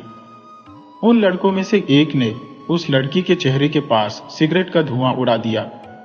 लड़की के पास बैठा उसका दोस्त गुस्से में उठ खड़ा हुआ और लाइब्रेरी के नियमों के अनुसार सिगरेट पीना मना बताया। तभी एक लड़के ने उसे जोरदार थप्पड़ मार दिया। रुद्र का गुस्सा उबल पड़ा। उसने उन लड़कों पर प्रहार करना शुरू कर दिया। उसके हाथ में जो भी आया उसी से वह प्रहार करता गया। रुद्र उन 7-8 लड़कों पर अकेला भारी पड़ गया था। सब अपने अपने जख्मों को संभालते हुए गिरते पड़ते अपने नेता के पास रुद्र की शिकायत लेकर पहुंचे। रुद्र के साथी भी सहमे हुए थे। उस जोड़े की भी रूह कांप गई थी। अब जाने क्या होगा रुद्र का अगली सुबह। पर जिसने मसान की मिट्टी से तिलक कर अपने जीवन की शुरुआत की थी, उसे अब किसी नेता का डर नहीं था। उसने खुद अपने माथे पर कफन बांध रखा था। उस रात रुद्र के मन में थोड़ी ठंडक थी। हालांकि उसके दोस्त डरे हुए थे, लेकिन वह निश्चिंत अपनी खाट पर लेटा खुले आसमान में छाए तारों को देख रहा था। धीरे धीरे उसने आंखें मूंद ली। उसकी आंखों के सामने 2 दुबली सी हरी चूड़ियों से भरी नाजुक कलाइयां दूध का गिलास थामे खड़ी थी। चौंक कर उसने आंखें खोल दी। उसके आसपास कोई नहीं था। उन कलाइयों पर उसका नहीं, उसके भाई का हक था। वह नाहक ही परेशान हो रहा था। उसने कहा था कि तुम चले जाओ रुद्र, हमारे बीच सब ठीक हो जाएगा। और बस उसी बात को मानकर वह वहां से चला आया था। वह अपनी सोच में गुम था। तभी उसके दरवाजे पर किसी ने जोर से दस्तक दी। रुद्र के दोस्त भी जा चुके थे। एक ने दरवाजे की झिर्री से झांक कर देखा। बाहर सुबह वाली गुट के लड़के और उनका नेता खड़ा था। रुद्र के अलावा बाकी दोनों दोस्तों के प्राण सूख गए। आज तो अंत निश्चित है, यही सोचकर दोनों ने हनुमान चालीसा का पाठ करना शुरू कर दिया। रुद्र ने दरवाजा खोलते हुए कहा, मैं पहले ही साफ कह देता हूं कि मेरे की का बदला मेरे दोस्तों से नहीं लिया जाएगा। जरूरत हो तो मुझसे निपटो, लेकिन इन दोनों को हाथ लगाया तो उसका हाथ काट डालूंगा। दरवाजे पर खड़े लड़कों ने रुद्र की हुंकार सुनी और पीछे हट गए। उनका नेता राजवीर सामने आ गया। क्यों बौराए हुए हो भाई? समुद्र मंथन से निकला जहर पी बैठे हो क्या? राजवीर ने पूछा। रुद्र ने कहा, क्या काम है राजवीर? साफ साफ बताओ और यहां से निकलो। राजवीर, जिसे कॉलेज में भैया जी के नाम से जाना जाता था, रुद्र की बात सुनकर अंदर आ गया। हमारी पार्टी में शामिल होने का प्रस्ताव लेकर आया हूं, राजवीर ने कहा। इस बार के कॉलेज इलेक्शन में हमारी पार्टी जीतेगी और हम तुम्हें अध्यक्ष बना देंगे। बोलो मंजूर है? रुद्र ने कुछ देर सोचने के बाद धीरे से सिर हिला दिया। उसे पता था कि भैया जी अच्छे आदमी नहीं है, लेकिन फिर भी उसने पार्टी में शामिल होना स्वीकार कर लिया। समय अपनी तेज रफ्तार से बीतता गया। रुद्र ने कॉलेज की पढ़ाई के साथ साथ कॉलेज की सक्रिय राजनीति में कदम रखा। ग्रेजुएशन पूरा करते ही उसने राजनीति शास्त्र में एमए करने के साथ साथ भैया जी के साथ अधिकतर समय बिताना शुरू कर दिया। भैया जी के पिता जिले के विधायक थे और पार्टी के सबसे जुझारू नेता के रूप में प्रसिद्ध थे। राजनीति उनके खून में थी और यही विरासत अब रुद्र भी अपना रहा था। वर्षों की अथक परिश्रम का उद्देश्य था कि उनके उत्तराधिकारी सीधे मुख्यमंत्री की कुर्सी के योग्य बने। पार्टी के प्रति उनकी निष्ठा और समर्पण का यह फल था। उनकी पार्टी में उनकी अद्वितीय धाक थी। चुनाव करीब थे और मंत्री जी के निमंत्रण पर विधायक और अन्य सदस्य उनके साथ बैठक में सम्मिलित हुए थे। बैठक की गोपनीय बातचीत बाहर नहीं आ सकी, लेकिन दोनों प्रतिष्ठित राजनीतिज्ञों ने मिलकर कुशल रणनीति तैयार की। रुद्र का एक मित्र जमीन के व्यापार से जुड़ा हुआ था, जबकि कुछ कोयले के कारोबार में लगे थे, और रुद्र दोनों ही से जुड़े पैसों को बढ़ाने में जुट गया। उसके मस्तिष्क में एक बात और घर कर गई थी कि यदि उसके पिता उसे और उसकी मां को छोड़कर नहीं जाते तो उन्हें कभी कोई अभाव नहीं होता। आखिरकार वह अब तक रुपये पैसों के लिए ही अपने ताऊजी पर निर्भर था। यदि उनके पास धन होता तो वह अपनी मां को हमेशा के लिए वहां से निकालकर अपने साथ रखता। विचार करते करते उसका मन एक नाम पर आकर अटक जाता, पारो। क्या यदि उसके पास ढेर सारे पैसे होते तो वह पारो को भी अपने साथ ले आता?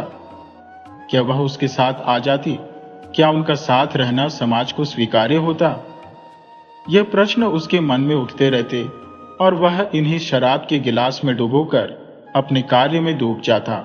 उसकी जिम्मेदारियां और व्यस्तता ऐसी थी कि जब कभी उसे थोड़ा समय मिलता तो घर वालों के चेहरे उसकी याद में आते। कभी सुरेश बड़ा भाई, कभी अम्मा, कभी ताई जी, कभी ताऊ जी, और कभी दरवाजे की ओट से झांकती दो बड़ी बड़ी काली काली आंखें पारो की। उन आंखों का सामना करने में वह स्वयं को असमर्थ पाता था।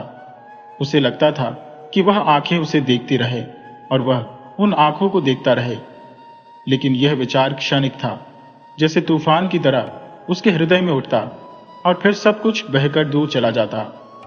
जाति, बिरादरी, समाज और सबसे बढ़कर उसकी मां, इनमें से किसी की आंखों में वह अपने और पार्वती के रिश्ते के लिए सहमति नहीं पाता था। इसलिए उसने अपने हृदय में बहते हुए उस छोटे से अमृत झरने पर एक बड़ा सा पत्थर रख दिया था। अब उसके पास रुपया तो था, लेकिन समय नहीं था। शेष समय में राजनीति भी थी। वह भैया जी का दायां हाथ माना जाता था। रुद्र को भैया जी के पिता भी अपने बेटी की तरह स्नेह करते थे। उनके कार्यालय की कई बैठकें बिना रुद्र के संभव नहीं थी और न ही उनके घर का कोई व्रत, त्योहार, पूजा पाठ संभव था। मंत्री जी के साथ बैठक के बाद रुद्र का स्थान और ऊंचा हो गया था। अब किसी भी बैठक में उसे भूलना असंभव हो गया था। पार्टी कार्यालय में आज उत्सव का माहौल था। भावी प्रत्याशियों का नाम घोषित होना था। सभी को पता था कि सबसे महत्वपूर्ण सीट से भैया जी को ही टिकट मिलेगा। कार्यालय में दिवाली सी रौनक थी। रात के 12 बजे भी समय यूं ही लग रहा था जैसे अभी शाम ही खिली है।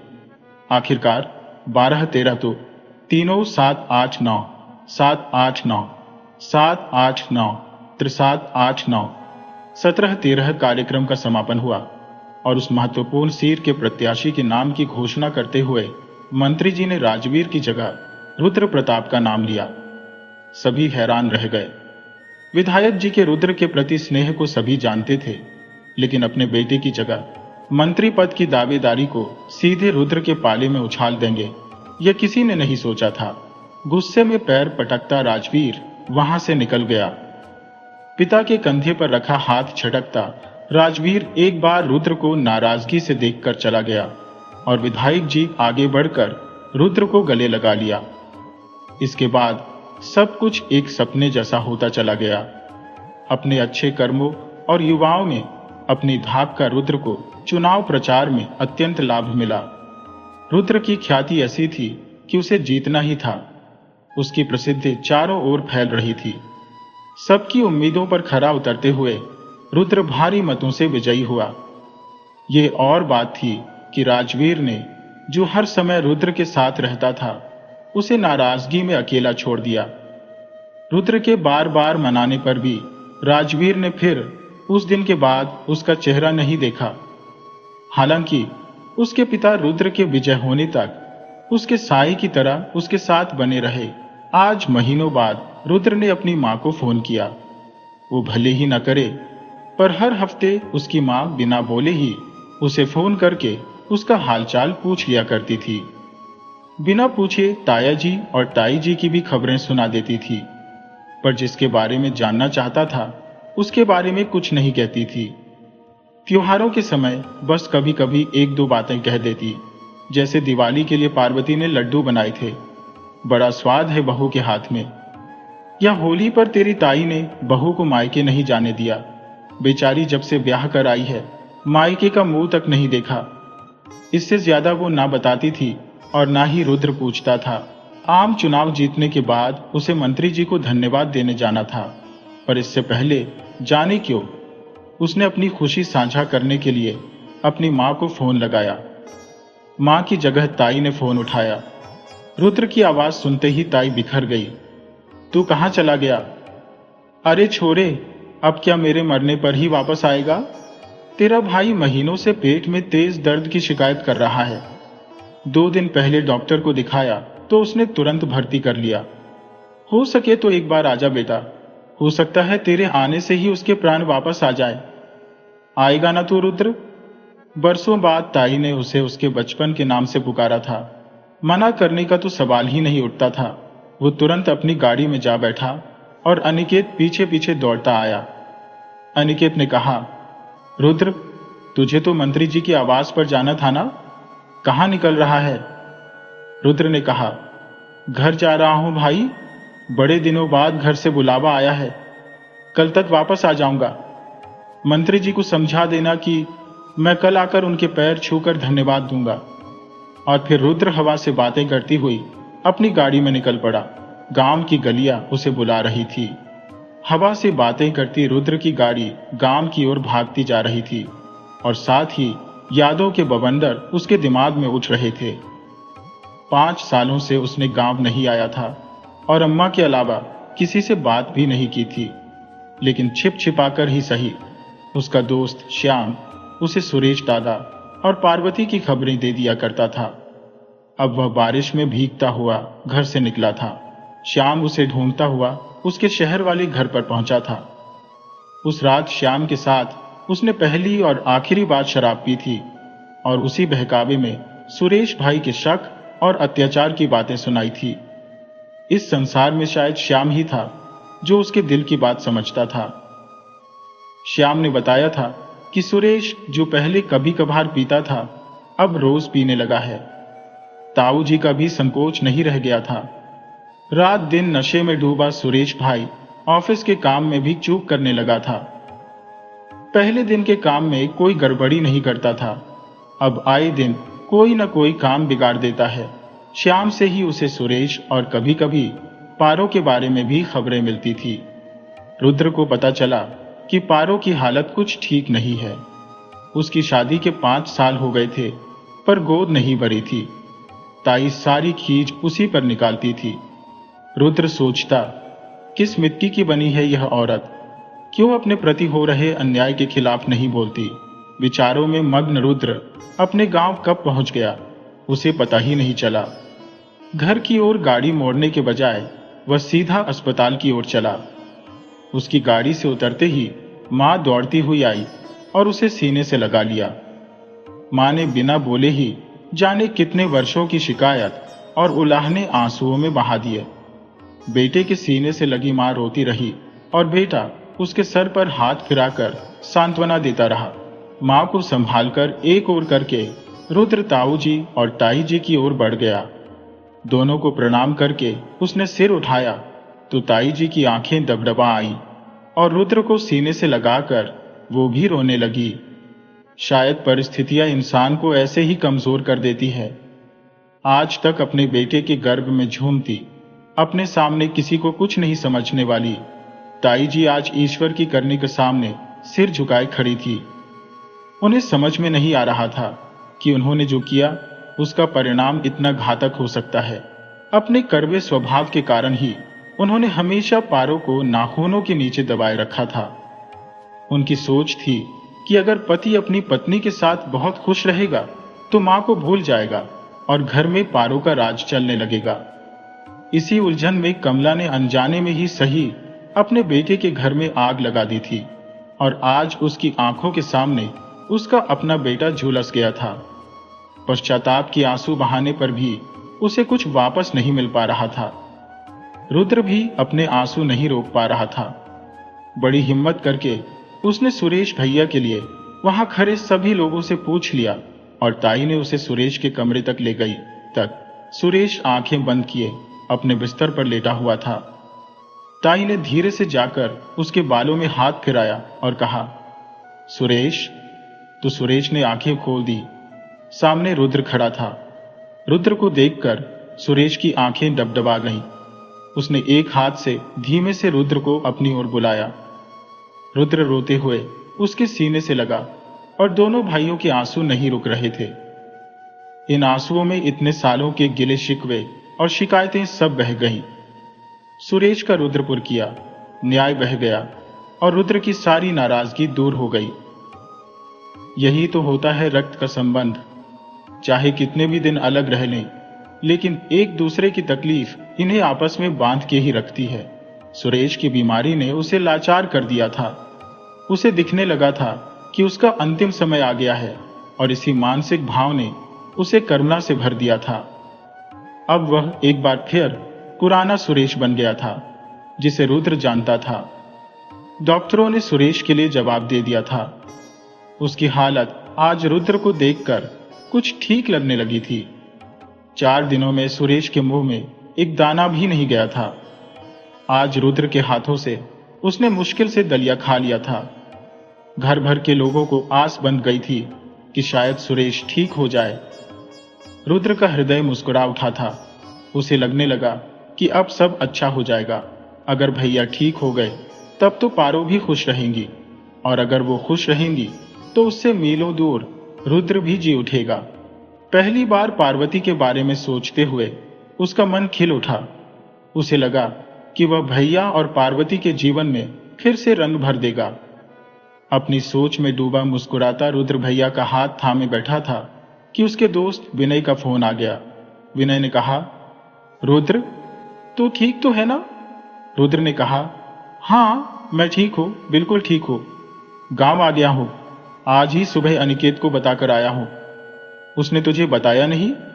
तो विनय ने कहा, भाई अनिकेत का बहुत बड़ा एक्सीडेंट हो गया है, उसका बचना मुश्किल है। रुद्र ने कहा, ये क्या बोल रहा है यार? वो तो मेरे कार्यालय की गाड़ी में ड्राइवर के साथ निकला था, फिर कैसे उसका एक्सीडेंट हो गया? रुद्र की बात को बीच में ही काटते हुए विनय ने कहा, भाई जो बताने जा रहा हो जरा ध्यान से सुनना। अभी तू जहां है फिलहाल वहां से 10-12 दिन कहीं मत निकलना। तेरी सुरक्षा के लिए कह रहा हूं। रुद्र ने कहा, मैं समझा नहीं। विनय ने कहा, भाई तुझे मारने का प्लान बनाया जा रहा था। मेरे दोस्त, तुझे याद है विधायक महोदय ने कुछ 2-4 महीने पहले मंत्री जी से मुलाकात की थी। उस मुलाकात में मंत्री जी के एक बॉडीगार्ड के अलावा और कोई नहीं था, पर उसे भी मंत्री जी ने कुछ 10 मिनट के लिए ही किसी काम से बाहर भेज दिया था और उसी समय विधायक महोदय और मंत्री जी ने यह साजिश रची थी। मंत्री जी का कहना था कि राजवीर और उसके गुर्गों की इमेज आम जनता में इतनी खराब है, अगर उसे सीट दे दी जाए तो वह पक्का हार जाएगा। इसलिए मंत्री जी का कहना था कि ऐसे शख्स को चुनाव में उतारा जाए जिसकी साफ सुथरी छवि का फायदा मिले। मंत्री जी ने ही तेरा नाम सुझाया। विधायक महोदय अपने बेटे को गद्दी देना चाहते थे, तब मंत्री जी ने अपनी शातिर चाल उन्हें परोस दी कि तुझे चुनाव लड़वा कर पहले जीतना होगा और जब तू मंत्री को धन्यवाद ज्ञापन करने जाएगा, तेरी गाड़ी का भयानक एक्सीडेंट करवाकर तेरी मौत को हादसे का रूप दे दिया जाएगा। अब क्योंकि तेरी सीट जीती हुई सीट होगी, इसलिए उस सीट पर किसी को तो पार्टी में से बैठना ही होगा। तब उस बात का फायदा उठाकर राजवीर को उस सीट पर बड़ी आसानी से बिठा दिया जाएगा। तेरे न रहने की सहानुभूति राजवीर को मिल जाएगी। भाई तो इन राजनेताओं की बिसात का राजा नहीं, बल्कि एक मामूली सा प्यादा ही था, जिसे ये अपने फायदे के लिए चला रहे थे। तेरे सिर पर मौत मंडरा रही है मेरे दोस्त। अपनी सारी बलाएं उतारने के बाद ही यहां से बाहर निकलना। वैसे मैं तो कहता हूं वापस मत आ, वही ज्यादा अच्छा है, रुद्र ने कहा। अब तो वापस आना पड़ेगा विनय, रुद्र कहने लगा। आज भले ही हालात नाजुक हों, पर एक बात तो तय है दोस्त, शपथ ग्रहण के दिन यह भी राज खुल जाएगा कि तुम्हारा साथी रुद्र ही देश की सेवा की शपथ लेगा। बस देखते रहना। रुद्र ने फोन रखा और वापस अंदर आ गया। उसने सुरेश के खाने के बाद सभी को घर भेज दिया था और खुद अस्पताल में रुक गया। कमरे में जाकर वह सुरेश के पास बैठ गया। उसने सुरेश के माथे पर हाथ रखकर सांत्वना देने की कोशिश की, लेकिन माथा अप्रत्याशित रूप से ठंडा हो चुका था। उसने सुरेश के हाथों को छूकर देखा तो वे भी ठंडे थे। रुद्र भागकर डॉक्टर को बुलाकर लाया। डॉक्टर ने आते ही सुरेश की आंखों की पुतलियों की जांच की। डॉक्टर ने रुद्र को देखकर सिर हिला दिया और रुद्र को समझ में आ गया कि सुरेश अब नहीं रहा। फिर रुद्र ने घर वालों को बुलाया और अगले दिन सब कैसे हुआ खुद उसे भी ठीक से याद नहीं रहा। अगले दिन मां श्मशान घाट से लौटते वक्त समझ गई थी कि सुरेश जाते जाते उसकी सारी बलाएं अपने सिर ले गया। ये विचार आते ही उसकी आंखें डबडबा गईं और तभी उसने सफेद साड़ी पहने किसी स्त्री को आते देखा। वह फूट फूट कर रोने लगा। 13 दिन बीत गए। मिलने जुलने वाले आते और 2 आंसू बहाकर चले जाते। कोई लक्ष्मी को समझाता तो कोई कमला को। पार्वती के मायके वालों ने हाथ जोड़कर कहा, हमारे लिए तो कन्या की विदाई के साथ ही जिम्मेदारी खत्म हो गई थी, अब इसे अपनी बहू मानकर रखिए। इस बेचारी को 2 वक्त की रोटी और कुछ कपड़े मिल जाए, बस यही काफी है। पार्वती की सौतेली मां ने जाते जाते उसे गले लगाने की कोशिश की, लेकिन पार्वती दूर हट गई। शायद उसे दिखावे के आंसू पसंद नहीं थे। वह पहले भी शांत थी, लेकिन इन 13 दिनों में तो जैसे उसने सांस लेना भी छोड़ दिया था। लक्ष्मी जबरदस्ती उसे कुछ खिला देती थी। कमला पहले जिसकी जबान से जहर निकलता था, अब हर किसी को बेटा बेटा बोलकर अपने कलेजे को ठंडक पहुंचाने की कोशिश कर रही थी। लक्ष्मी और कमला की ननद घर के कामकाज में लगी थी, लेकिन पार्वती को लेकर चिंतित थी। सारी रस्में खत्म हो चुकी थी। अगले दिन बुआ जी की वापसी थी। बुआ जी आंगन में बैठकर कहने लगी, अब इस लड़की का क्या करोगी कमला भाभी? कमला ने कहा, बहू है हमारी, हमारे साथ रहेगी। बुआ जी ने कहा, कैसी बातें कर रही हो भाभी? जवान विधवा को साथ रखना ठीक नहीं है। मैं तो कहती हूँ वृंदावन में किसी आश्रम में छोड़ दो। वहां ऐसी ही औरतें रहती हैं, उन्हें सिलाई कढ़ाई सिखाई जाती है ताकि वे अपनी रोजी रोटी कमा सके। लक्ष्मी इन बातों से व्यथित होकर बहाने से भीतर चली गई, लेकिन सबने बुआ जी की बातें सुन ली थी। लक्ष्मी पार्वती के पास आई और उसे गले लगाकर कहने लगी, बेटा ऐसे मत रो, सब ठीक हो जाएगा। इतने दिनों में रुद्र पहली बार पार्वती के कमरे में आया था। उसने कहा, मां कुछ कहना था तुमसे। लक्ष्मी ने उसकी ओर देखा। रुद्र कुछ कहता तभी उसका फोन बजने लगा। वह फोन पर बातें करते हुए बाहर चला गया। अगले दिन शपथ ग्रहण समारोह होना था। विनय का फोन था। अनिकेत भी अब ठीक था। यह सुनकर रुद्र को थोड़ा सुकून मिला। उसने सोचा, अब भैया जान मेरी जानी है, पर तुमने मेरी बला अपने सिर ले ली। अब यह जिंदगी आपकी अमानत है। रुद्र ने खुद से वादा किया कि वह विधायक और उसके बेटे से बदला लेकर रहेगा। अनिकेत से कहने लगा, मेरी मेहनत से जीती हुई मेरी सीट पर राजवीर नहीं बैठ सकता। अब सत्ता का पावर क्या है, मैं उन्हें दिखा दूंगा। रुद्र को अगले दिन सुबह ही निकलना था।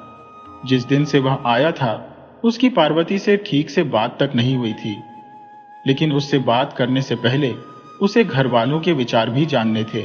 अगली सुबह अपनी समझाइश के बाद कमला और लक्ष्मी पर एक बार फिर तिरस्कार करते हुए बुआ जी अपने गांव के लिए रवाना हो गई।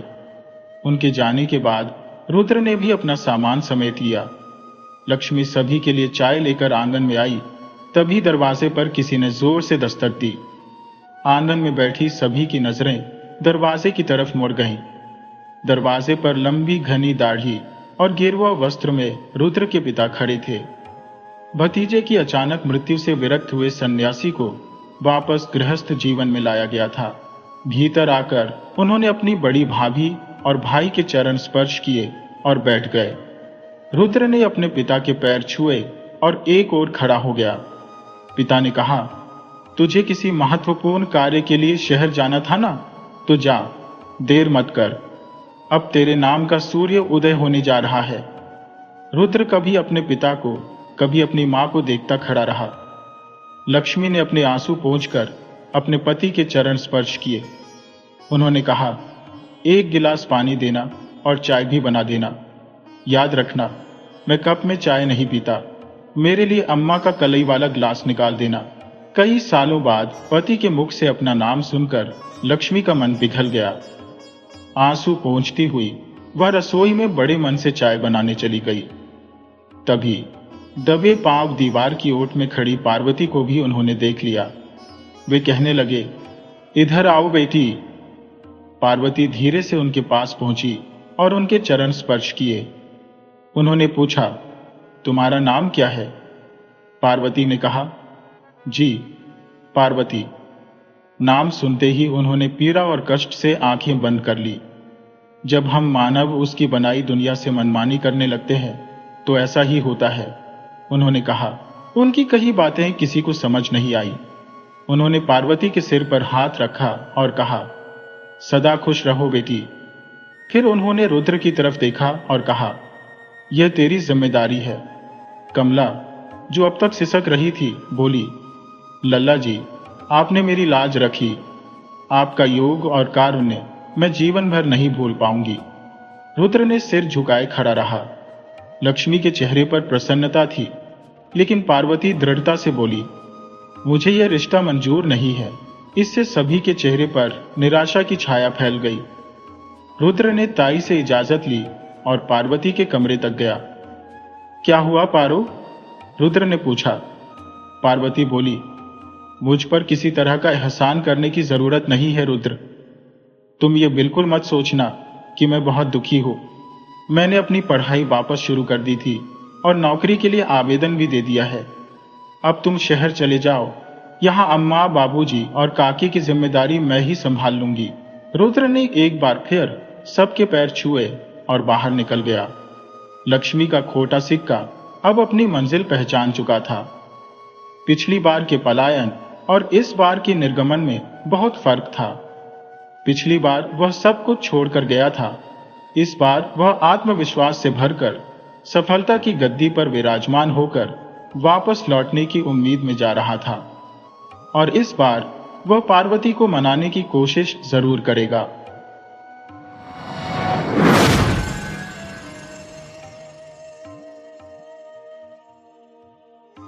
बहुत समय पहले की बात है। शीतला नगरी में दूरपथ नाम का एक राजा शासन करता था। उसकी पत्नी अत्यंत सुंदर और गुणवान थी और राजा भी उससे बहुत प्रेम करता था। उनके एक बेटी थी जिसका नाम सुभद्रा था। जैसे जैसे सुभद्रा बड़ी होती गई, उसमें अपनी मां के गुण दिखाई देने लगे। राजकुमारी सुभद्रा को भी नई नई चीजों का शौक था।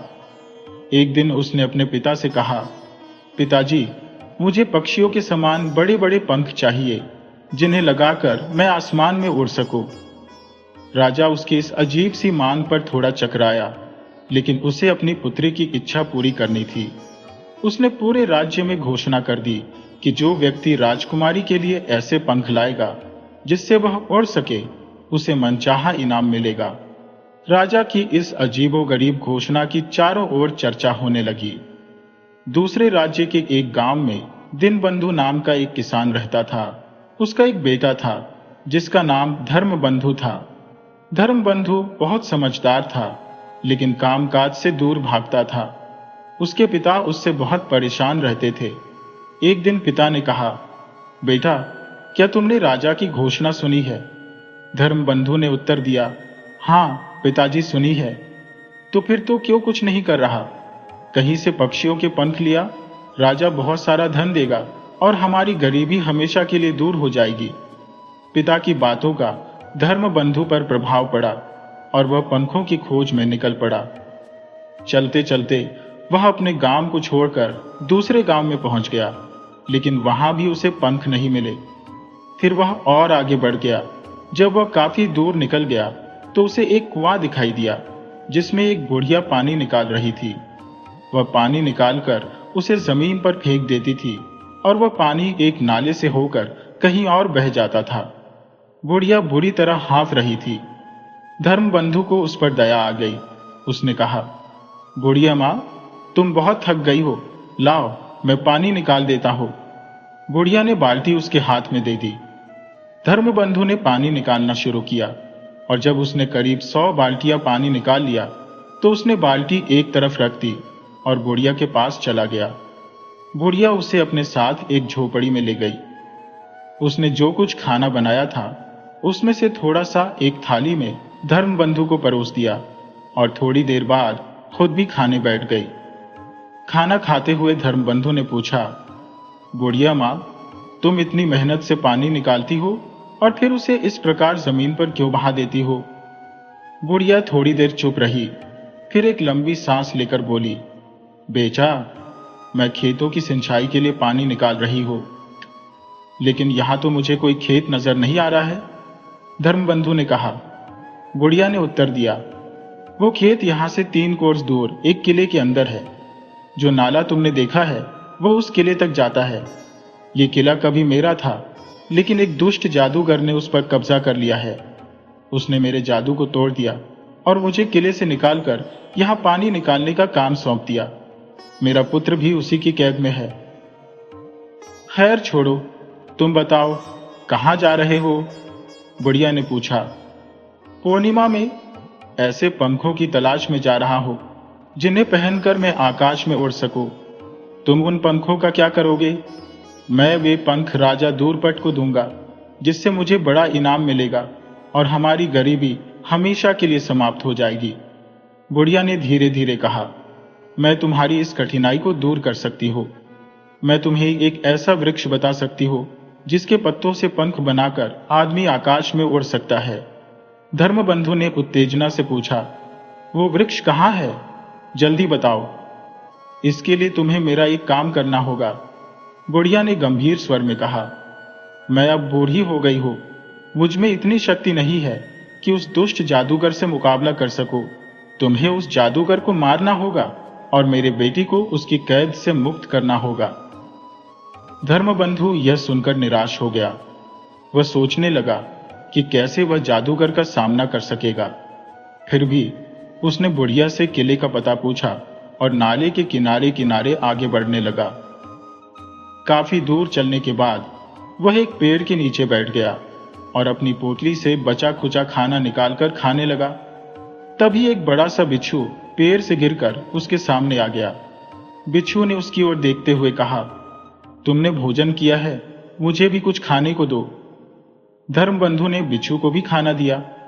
थोड़ी ही देर में बिच्छू उससे घुल मिल गया और बोला, तुमने मेरी सहायता की है, मैं इस एहसान का बदला कभी नहीं चुका सकूंगा। यदि तुम चाहो तो मुझे अपने साथ रख लो, कभी न कभी तुम्हारे काम आऊंगा। धर्मबंधु ने आश्चर्य से बिच्छू को देखा, जो मनुष्यों की भाषा में बात कर रहा था। खैर उसने बिच्छू को अपने साथ ले लिया और दोनों आगे बढ़ चले।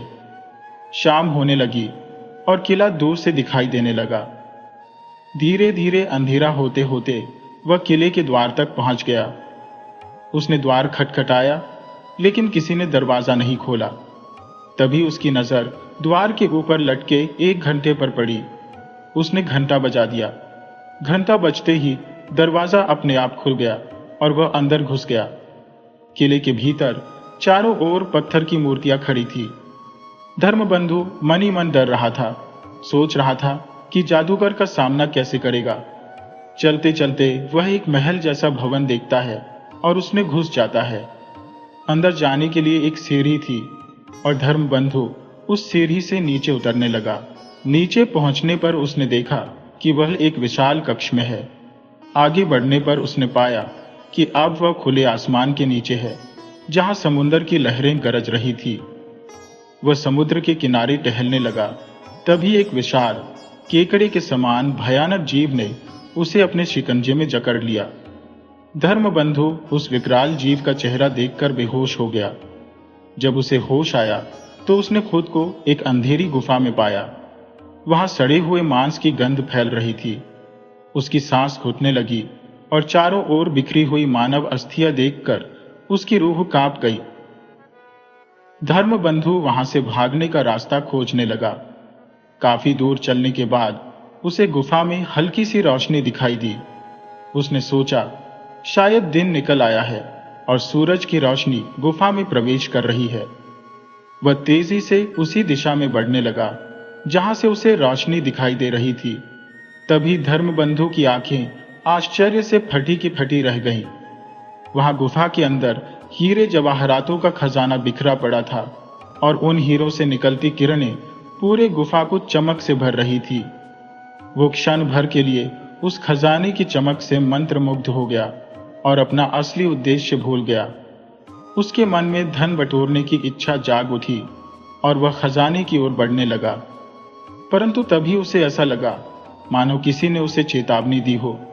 भाई, तुम क्या कर रहे हो? क्यों व्यर्थ अपने प्राण गंवाने के लिए खजाने की ओर जा रहे हो? देखो, कितने विषैले सर्प यहां सोए हुए हैं। वे तुम्हें देखते ही तुम्हारे प्राण हर लेंगे। धर्मबंधु ने चौंक कर चारों ओर देखा, लेकिन उसे कोई नजर नहीं आया। वह तुरंत समझ गया कि यह चेतावनी देने वाला और कोई नहीं बल्कि वही बिच्छू था जो उसकी जेब से बाहर झांक रहा था। उसने देखा कि वास्तव में वहां कई विशाल विषधर सर्प लेटे हुए थे। यह देखकर धर्मबंधु सहम गया और धीरे धीरे वहां से लौटने लगा। तभी एक भयानक गर्जना गुफा में गूंज उठी। मूर्ख, तुम भी बच नहीं सकते। जो खजाना तुमने देखा है वो मेरे सेवक है जो उसकी रक्षा करते हैं। सूर्य अस्त होते ही वे सर्प में बदल जाते हैं। तुमने खजाने को हाथ नहीं लगाया, इसलिए आज के लिए तो तुमने अपनी जान बचा ली है, परंतु तुम्हारा अंत भी इन्हीं लोगों की तरह होगा। उस भयानक जीव ने तुम्हें यहाँ